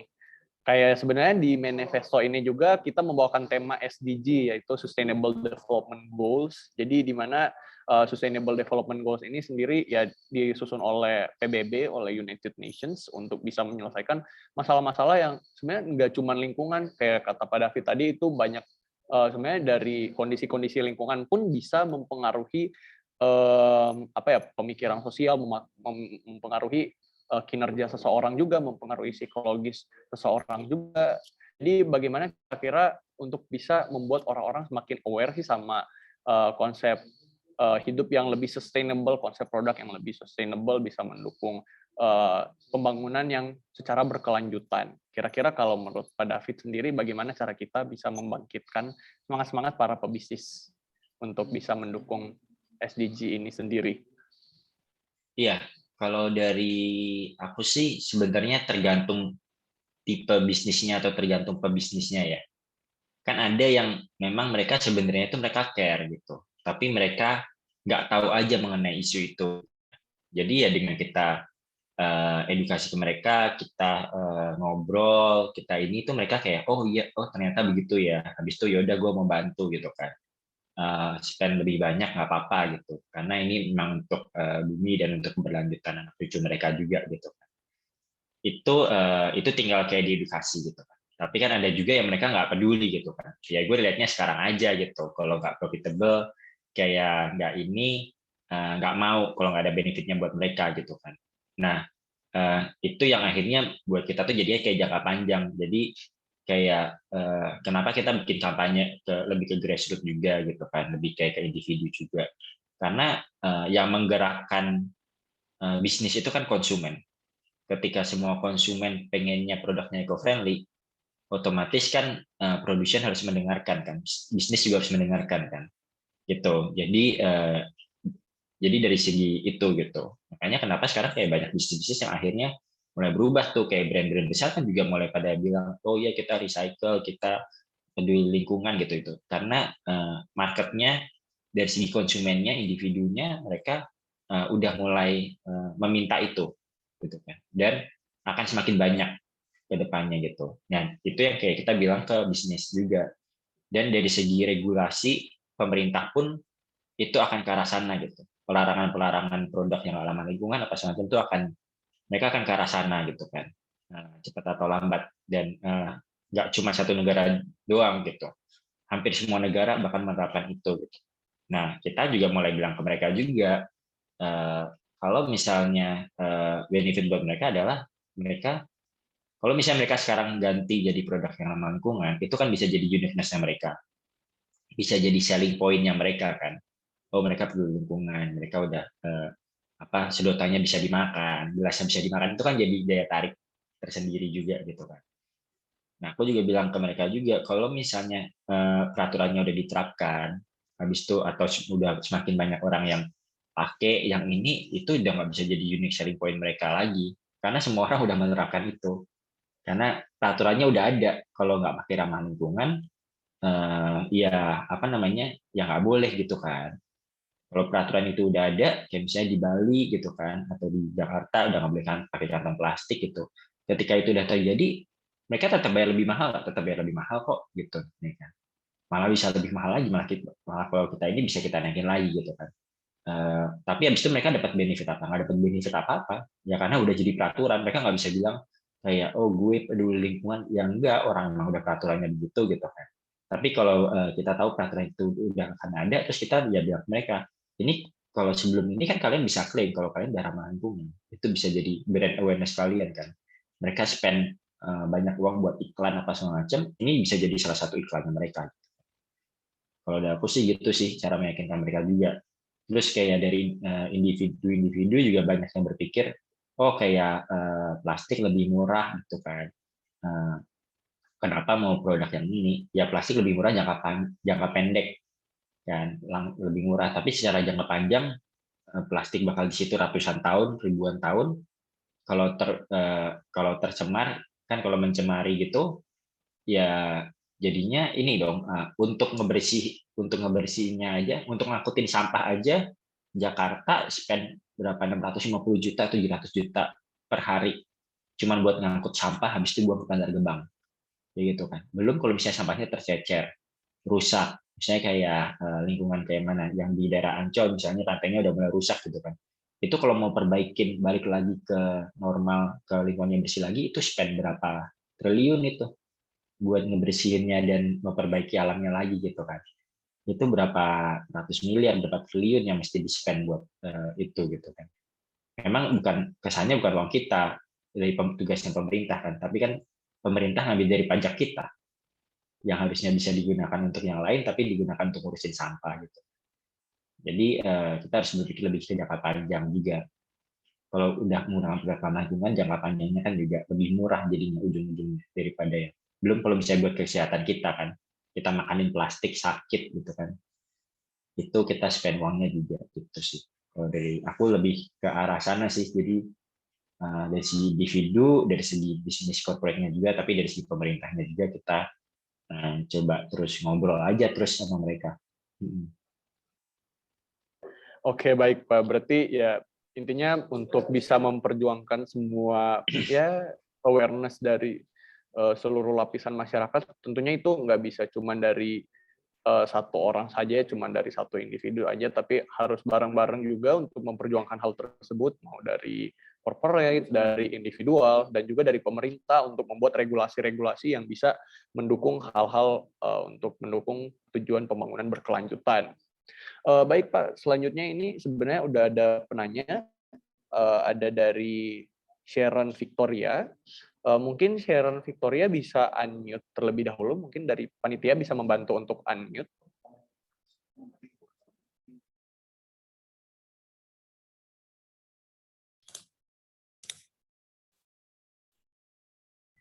Iya, Sharon. Halo Pak David, sebelumnya izin bertanya, untuk F1Co sendiri, apakah sudah ada inovasi produk lain untuk ke depannya? Terima kasih. Iya, untuk F1Co sendiri kita sudah ada inovasi produk lain untuk ke depannya, tapi belum kita launching sih. Kemungkinan tahun depan nanti kita akan launching produk.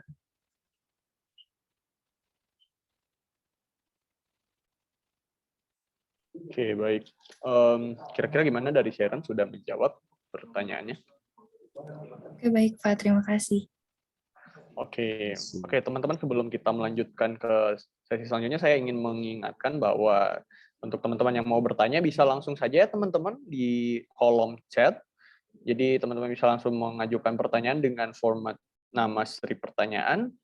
Jadi saya sih sebenarnya sangat mengencourage teman-teman untuk bertanya karena mumpung sekarang teman-teman lagi ada bersama Pak David, ya kebetulan Pak David juga sudah memiliki banyak experience juga untuk berkarir terutama dalam dunia bisnis. Jadi dalam menghadapi uncertainty yang ada, teman-teman bisa semakin paham sehingga buat teman-teman di sini yang pejuang UMKM, yang pejuang cuan, bisa semakin terinspirasi dalam melakukan segala kegiatan-kegiatan bisnisnya dan bisa memperoleh lebih banyak insight. Oke, mungkin karena sambil menunggu ya pertanyaan-pertanyaan dari teman-teman yang lain di hari ini, mungkin saya ingin bertanya aja sih Pak, kira-kira nih Pak, untuk teman-teman UMKM, pejuang UMKM, kira-kira ada pesan khusus yang ingin Bapak sampaikan buat teman-teman dari yang hadir di webinar hari ini atau teman-teman yang sedang memperjuangkan usaha-usaha maupun yang mikro, yang kecil ataupun menengah. Kira-kira apa pesan yang secara khusus ingin Bapak sampaikan kepada teman-teman yang ada di sini? Apa ya? Ya kalau menurutku sih itu ya tadi yang paling penting kan kita harus tahu why kita dulu kan. Jadi ya kenapa kita melakukan bisnis itu? Kalau kita percaya dengan bisnis kita itu otomatis ada uncertainty atau apa, tapi kita percaya dengan produknya, kita percaya dengan value-nya, bisnisnya. Itu yang penting kita harus ada value dulu, itu kita pasti bakal menemukan cara ya, nggak akan nyerah gitu kan. Cuman memang mungkin aku lebih encourage balik lagi ke yang tadi, kalau kita mau solve problem itu ya harus berdasarkan ini ya, harus benar-benar dari akar permasalahannya, supaya memang solusi yang dihasilkan pun bisa menjawab permasalahan itu gitu. Dan yang paling penting sebenarnya adalah kita harus agile ya, harus terus improve gitu. Jadi kalau misalnya memang sekarang dengan konsep yang ada sekarang udah oke gitu kan, udah cukup memuaskan gitu, nggak boleh berhenti gitu. Jadi harus terus cari tahu lagi bisa improve di mana lagi gitu kan. Bisa apalagi yang bisa diperbaikin gitu, dari segi produk apalagi yang dari segi produknya apa yang bisa diperbaikin lagi gitu, dari segi servisnya apa yang bisa diperbaikin lagi. Dan pertanyaan itu nggak boleh berhenti kayak cuman kayak sekali dua kali nanya, tanyain terus gitu. Oh ini kayak yang ini udah berhasil gitu, nah kan kita udah berhasil improve. Habis itu setelah berhasil improve nanya lagi apalagi yang bisa diimprove lagi gitu kan, gimana caranya bisa bisnis bisa lebih expand lagi gitu. Jadi nggak pernah puas aja, nggak pernah puas, dan harus adaptable juga ya. Kalau misalnya memang harus open minded gitu. Kalau misalnya memang kayak gagal, ya udah gitu. Kan kalau misalnya memang gagal, ya udah. Maksudnya jangan ngeyel gitu kan. Kan biasanya kayak kita berpikir kita dikasih masukan, biasanya kita defensif gitu kan.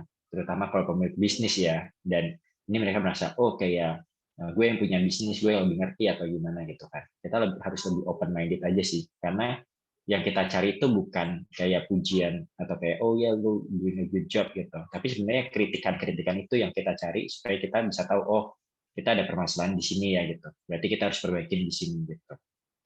Jadi itu yang kita cari, justru kritikan itu.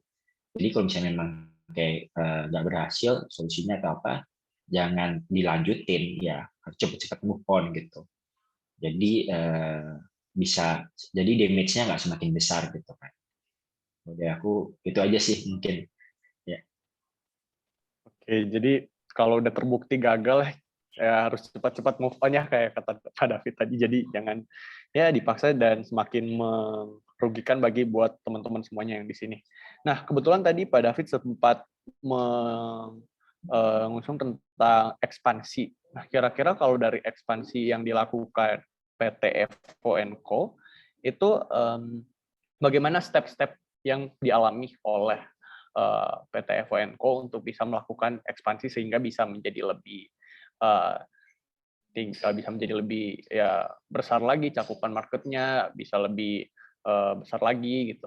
Dan meskipun di tahap ya ekspansi tersebut pasti ada tantangan juga ya Pak, maksudnya dalam melakukan ekspansi pasti aja ada tantangan, dan apalagi di masa pandemi ini pasti banyak sekali strategi-strategi yang harus bisa kita adjust, banyak sekali strategi-strategi yang harus kita terapkan gitu untuk bisa semakin beradaptasi, kayak kata Pak David tadi, harus bisa agile juga bagi ya pelaku-pelaku bisnis. Kira-kira dalam melakukan ekspansi tersebut apa step-stepnya dan juga apa aja sih strategi yang diterapkan dari PT?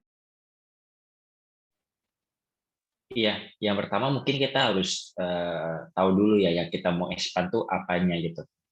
Kalau misalnya ekspansi bisnis sudah pasti bisnisnya mau di-expand, tapi maksudnya lebih ke apanya nih, apakah marketnya yang mau lebih di-expand. Kalau di segi marketnya mungkin kan ada marketnya juga beda-beda kan. Ada yang tadinya kalian targetingnya adalah kalangan atas, sekarang mau ekspansi ke kalangan menengah misalnya gitu kan. Gimana gitu, atau kayak biasanya lokal mau ekspansi ke internasional gitu, atau kayak ekspansi produk ya kan, mau kayak sekarang produknya cuma satu, mau ekspansi produknya jadi 2 atau 3 gitu. Kita harus menentukan itu dulu kan, ya pasti kan ekspansinya tuh mau kemana gitu kan, karena kalau itu udah otomatis ekspansi bisnis terlalu luas gitu, kita harus lebih detailin lagi ekspansinya mau kemana. Nah dari udah kayak kita detailin ekspansinya kemana, ya kita lihat lagi untuk mencapai itu tuh dibutuhkan apa aja gitu, untuk dibutuhkan apa aja, dan maksudnya kita benar-benar butuh ekspansinya ke sana dulu atau enggak gitu, apakah itu memang yang diperlukan atau cuma nice to have aja gitu. Kalau misalnya ekspansi ya yang paling penting adalah ya yang kita perlukan dulu kan, untuk kita melakukan ekspansi itu nggak cuma kayak oh biar kelihatan keren aja, oh biar kelihatan bagus aja gitu kan. Ya ujungnya ya itu bakal cost ke kita bakal lebih besar gitu. Bisnisnya nggak akan terlalu expand gitu, tapi kita lebih ekspansi ke sananya yang memang diperlukan untuk si bisnis ini gitu, supaya bisa benar-benar expand gitu. Dari situ, nah dari situ baru deh kita kayak breakdown lagi tuh, kalau mau melakukan ini ya kita breakdown pros and cons-nya apa gitu kan, apa aja yang diperluin. Jadi nanti planningnya gimana, cost-nya gimana, dari segi budgetnya, terus baru dari situ bisa kayak ke strateginya gimana nih, kan kayak misalnya kayak Everware kita mau ekspansi, kita market ke international market gitu. Selama ini sih kita udah ekspor ke 52 negara gitu, tapi belum pernah ada yang maksudnya benar-benar satu negara ada distributor yang oke, terus kayak tiap bulan beli gitu loh, dan belinya langsung kontaineran, itu belum banyak gitu kan. Nah akhirnya kita tahun ini kita ekspansi ke sana gitu, internasional kita fokusin jadinya, kita nggak langsung 52 negara kita coba semuanya ke sana, enggak gitu, kita fokus ke satu. Waktu itu kita tahun ini kita coba fokus ke Australia gitu. Australia ya kita cari gitu di sana, oh kita bisa kontak siapa, pemain di sana siapa aja gitu kan, regulasinya gimana, marketnya gimana, cara orangnya itu gimana, behavior mereka gimana gitu kan, pesaing kita siapa aja gitu. Itu kita lakukan risetnya gitu. Kita tahun depan mau ekspansi ke Eropa, kita pilih negaranya dulu gitu, dari segi regulasinya gimana, marketnya berapa besar gitu kan. Habis itu regulasi ekspornya gimana, ekspor importnya gimana kan, apa aja yang diperlukan, sertifikat apa gitu. Terus pesaing kita siapa aja, pemainnya siapa aja, siapa yang bisa dikontak, kedubesnya gimana, siapa gitu kan, KJRI-nya gimana gitu. Itu kita cari tahu dulu semuanya. Nah dari situ kita baru bisa menentukan tuh kita mau ke negara mana, dari strateginya gini. Kalau untuk ekspansi produk, kita ada juga, memang kita ada research dan development kita sendiri, yang R&D kita sendiri. Ya kita mau tujuan ekspansi produknya itu apa gitu. Dari situ baru kayak kita ya kayak gitu. Balik lagi tadi pelajarin lebih dalam lagi gitu.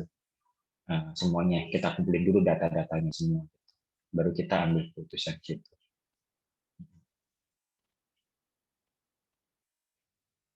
Oke, baik Pak.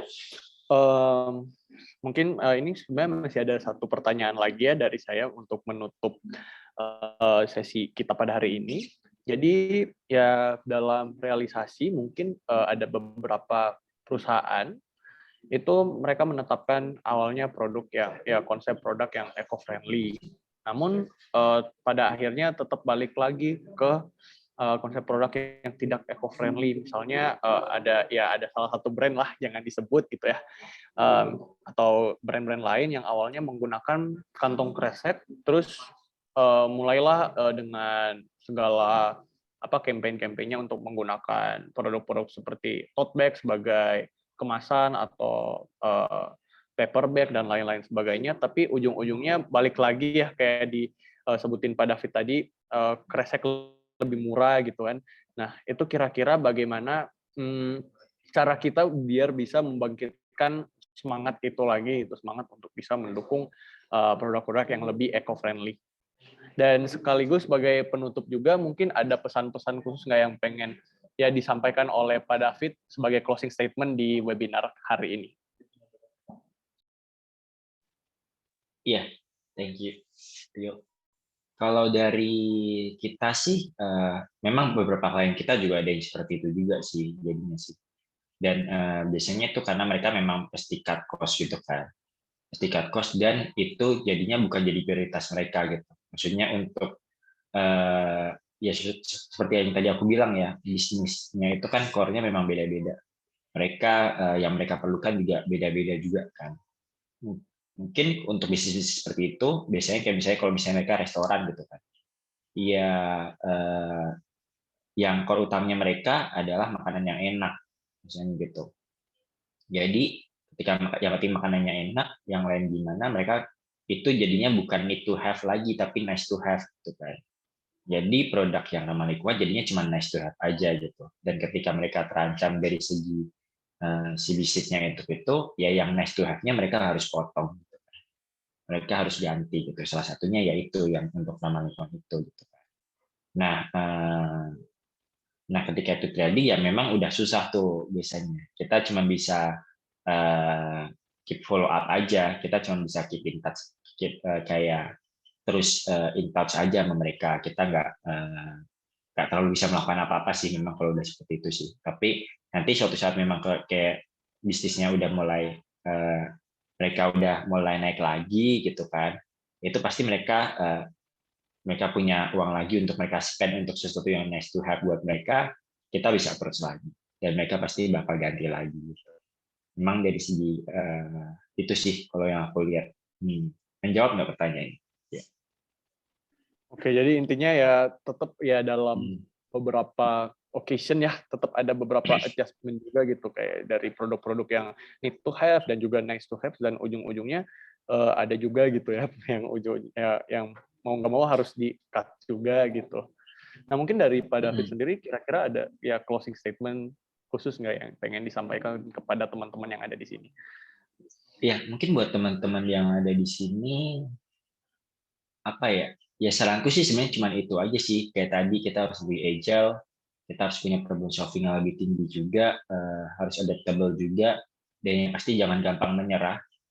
Karena kan kita nggak pernah tahu, dan kadang tuh kayak pas dulu aku pertama kali mulai Evoger itu banyak yang nggak percaya gitu. Maksudnya ngapain bikin gelas yang bisa dimakan, siapa yang mau makan gitu kan. Dan lingkungan kayak orang juga kayak nggak peduli gitu, bahkan kayak orang tua, teman-teman deket nggak ada yang percaya gitu. Tapi kalau misalnya kita percaya dengan bisnis kita, dengan tujuan kita, produk kita, ya nggak usah dengerin kata orang sih. Yang paling penting kan diri kalian sendiri percaya, ya kalian jalanin kalau misalnya kalian benar-benar percaya itu. Jadi jangan ngambil keputusan berdasarkan denger kata orang lain yang cuma nyinyir doang. Kalau misalnya orang lain kasih kritik, kasih masukan, itu kita terima, kita pelajari lebih lanjut. Tapi kalau orang lain cuma nyinyir doang, nggak mungkin bisa atau apa, nggak usah didengar. Gitu kan. Dan jangan gampang nyerah, terutama karena kita semua kan masih muda semua ya. Kita jangan berpikir kayak cari aman dulu gitu loh. justru apapun yang kalian mau lakukan, kalian lakukan sekarang, ambil resiko sebesar-besarnya. Karena kalian nggak pernah tahu, dan kalian nggak pernah tahu, karena dengan kalian ambil resiko itu ternyata bisa menghasilkan sesuatu yang jauh lebih besar gitu kan. Daripada nanti kalian udah lebih tua, udah mulai punya beban apa semacam, jadi susah untuk ambil resiko, ujung-ujungnya nyesel doang, oh itu pada ide gue dulu seperti itu gitu kan. Tapi ya udah cuma tinggal nyesel doang karena kalian nggak jalan itu. Jadi karena kita masih muda, justru waktunya adalah kita explore sebanyak-banyaknya juga, belajar sebanyak-banyaknya, jangan takut ambil resiko sih. Itu, dan jangan gampang menyerah. Mungkin itu aja. Ya. Oke, Thank you. saya setuju sih sama pernyataan tadi. Jadi intinya buat teman-teman di sini ya, pertama ya teman-teman be agile, dan juga teman-teman juga harus ngambil keputusannya berdasarkan fakta, berdasarkan data, agar keputusan tersebut bisa tepat sasaran juga. Dan ya yang pasti kita pastinya dalam membuat bisnis, dalam membuat produk yang nggak akan langsung 100% sempurna ya gitu, pasti tetap banyak improvement yang harus ya kita lakukan gitu dalam produk ataupun bisnis-bisnis kita. Dan menurut ya seperti pemaparan Pak David tadi juga, masukan itu perlu didengar juga gitu, masukan dan saran dari orang-orang itu perlu didengar, karena ya kita juga ya kita nggak bisa melihat diri juga sendiri kan ya, tanpa orang lain yang melihat ya kita nggak bisa melihat diri kita seperti apa gitu, nggak bisa menilai dengan 100% secara akurat. Cuman benar juga ada beberapa ya perkataan dari orang-orang itu, teman-teman, ya ini bahaya juga ya kalau jangan sampai semua keputusan yang dibuat oleh teman-teman itu hanya based on opinion orang. Karena kenapa? Terkadang itu bukan opinion, kadang ya cuman sekedar nyinyir doang atau sekedar hate speech yang sebenarnya nggak terlalu berguna gitu, nggak terlalu perlu kita pusingin gitu buat keberlanjutan dan improvement buat bisnis kita.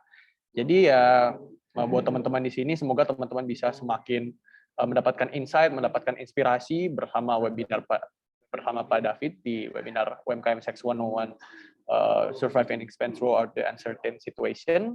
Dan sekarang kami ingin memberikan apresiasi kami yang sebesar-besarnya kepada Pak David karena sudah menjadi narasumber kami di webinar di hari ini. Jadi kami ingin memberikan apresiasi dalam bentuk e-certificate, mungkin bisa dibantu share screen oleh panitia. Oke, baik. Jadi terima kasih sekali lagi Pak David Christian sudah berpartisipasi di webinar Manifesto pada hari ini sebagai speaker dan sudah membagikan banyak sharing, banyak sekali insight tentang PT FOMCO dan juga bagaimana para pelaku-pelaku UMKM ini bisa semakin menyesuaikan gitu, bisa semakin agile, bisa semakin adapt dengan situasi-situasi yang ada seperti sekarang. Jadi untuk sesi pemberian sertifikat ini akan saya dokumentasikan. Jadi mungkin kita akan foto dulu ya Pak. Mungkin bisa berpose dulu sebentar. Oke. Oke, dalam hitungan 1, 2, 3. Oke. Sekali lagi Pak, 1, 2, 3. Oke, sekali lagi terima kasih kami ucapkan kepada Pak David Christian. Saya mewakili panitia Manifesto 2021 Agents of 2030 ingin memberikan apresiasi yang sebesar-besarnya karena sudah menjadi narasumber dan sudah memberikan banyak sekali sharing yang sangat bermanfaat bagi kami. Sebagai penutup, saya ingin memberikan konklusi. Jadi ya intinya UMKM ini sebenarnya memiliki banyak sekali potensi, memiliki banyak sekali opportunity untuk bisa berkembang ke depannya ya, kayak bisnis-bisnis yang seperti ada sekarang, banyak sekali peluang bisnis baru ya yang tercipta. Namun di sisi lain, rate dari kegagalan dari UMKM ini sendiri punya banyak rate kegagalan yang tinggi. Sehingga teman-teman tentu saja harus bisa lebih berhati-hati dalam membuat keputusan. Jangan sampai teman-teman hanya membuat keputusan berdasarkan kira-kira, berdasarkan intuitif teman-teman, berdasarkan feeling, karena pastinya keputusan yang dihasilkan oleh teman-teman tidak akan bisa tepat sasaran. Kemudian dengan perkembangan sekarang yang ada, tentu saja banyak sekali adjustment yang harus kita lakukan dengan perkembangan teknologi, perkembangan strata hidup, sosial, masyarakat pun sekarang sudah berubah, jadi teman-teman juga harus bisa menyesuaikan dengan hal itu. Jadi kayak seperti kata Pak David tadi, kita harus bisa agile, harus bisa adapt dengan segala perkembangan yang ada. Kemudian untuk setelah itu teman-teman juga harus bisa semakin ya mengambil keputusan berdasarkan logika ya, berdasarkan fakta yang ada, jangan sampai ya kayak tadi cuman sekedar kira-kira, karena tidak mungkin kita cuman ya mengambil keputusan yang ya terkesan asal-asalan lah, karena pastinya tidak akan tepat sasaran. Kemudian mungkin kalau ada satu lagi yang ingin saya tambahkan, pastinya dari semua planning yang kita lakukan, strategi yang kita rumuskan, kita juga harus punya willing dan punya courage ya teman-teman untuk melakukan hal tersebut. Jangan sampai teman-teman udah ngelis ya strategi dari A sampai Z, tapi courage untuk melakukan itu juga nggak ada. Jadi dua-dua harus diimbangin, jadi harus ada courage juga untuk melakukan planning teman-teman, tapi juga harus ada planning, jangan sampai cuman courage, karena teman-teman kalau cuman ya berani-berani gitu kan, cuman berdasarkan kira-kira, berdasarkan feelings, berdasarkan intuitif, ujung-ujungnya ya teman-teman kayak menjatuhkan diri teman-teman ke dalam jurang gitu, jurang kegagalan. Jadi jangan sampai terjadi seperti itu, tapi jangan sampai juga teman-teman sudah melakukan planning dari A sampai Z, namun tidak ada yang direalisasikan. Oke, dengan demikian untuk sesi webinar UMKM Hacks 101 Survive and Expand Throughout the Uncertain Situation sudah selesai. Terima kasih sekali lagi kepada Pak David Christian yang sudah menjadi speakers kami pada hari ini, dan juga buat teman-teman semua yang telah hadir di webinar hari ini sudah meramaikan sehingga semua perbincangan kita pada hari ini bisa berjalan dengan lancar dan juga sangat insightful. Semoga Pak David selalu sukses ya dalam melakukan kegiatan bisnisnya, semoga selalu dimudahkan dan bisa mencari cuan. Dan juga buat teman-teman, semangat juga teman-teman untuk menjalankan semua planning-planning teman-teman. Mungkin teman-teman sekarang udah ada yang ya mulai ngelis ya, apa aja produk yang ingin teman-teman bikin, atau ya bagaimana strategi teman-teman. Ya semoga teman-teman bisa dari webinar hari ini bisa mendapatkan banyak insight dan tetap selalu sukses untuk mencari cuan. Sekian dari saya kembalikan kepada dua MC kita yang paling keren. Silakan Najla dan Prema. Iya, halo semuanya. Baik, terima kasih banget Rio dan terima kasih pada Pak David Christian atas sesi webinar yang sangat menarik dan juga informatif. Wah, benar banget nih Prem. Webinar barusan ini insightful dan informatif banget. Aku juga nih. Jadi baru tahu kalau ternyata kepedulian terhadap isu lingkungan, terutama kebersihan dari sampah plastik, bisa jadi ide dalam memulai bisnis. Bahkan bisa jadi perusahaan yang besar. Keren banget. Seperti tagline kita ya, bahwa micro business for macro growth. Dari yang kecil bisa jadi besar. Keren banget. Betul nggak, Pak? Iya, betul banget, Najla. Dan juga kita banyak banget ya dapat tadi masukan dari Pak David sendiri. Karena walaupun kita membuat UMKM, Pak David juga membuat bisnis yang sudah besar dan juga ramah lingkungan. Betul banget. Nah, iya benar banget. Nih kita mau bicara lama, tapi karena nggak kerasa, ternyata kita udah ada di penghujung acara. Jadi untuk itu kita mau mengakhiri webinar yang ini. Tapi akan menjadi kurang asik nih kalau kita nggak foto-foto bersama. Jadi ayo teman-teman semuanya boleh on cam dulu. Kita kasih 10 detik ya. Oke, teman-teman. Ayo kita on cam dulu sebentar aja biar kita ada sesi dokumentasi, kan nggak lengkap ya. Jadi teman-teman kita on cam biar kelihatan muka ganteng dan muka cantik. Kalau begitu dari divisi dokumentasi dipersilahkan untuk memimpin sesi foto bersama. Oke, slide pertama. 1, 2, 3. Slide kedua. 1, 2, 3. Slide ketiga. 1, 2, 3. Slide keempat. 1, 2, 3. Slide terakhir. 1, 2, 3. Sekian dari sesi dokumentasi. Terima kasih.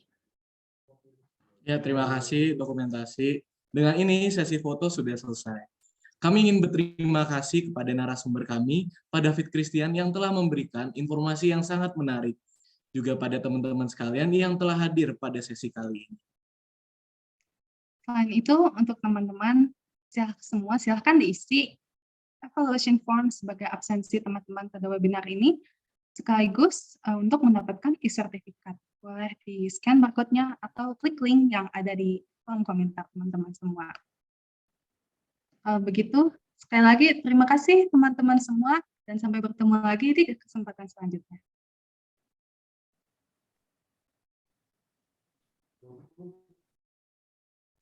Terima kasih banget semuanya ya, dan ingat juga mengisi evaluation form untuk mendapatkan e-sertifikat. Terima kasih teman-teman semua, terima kasih Pak David.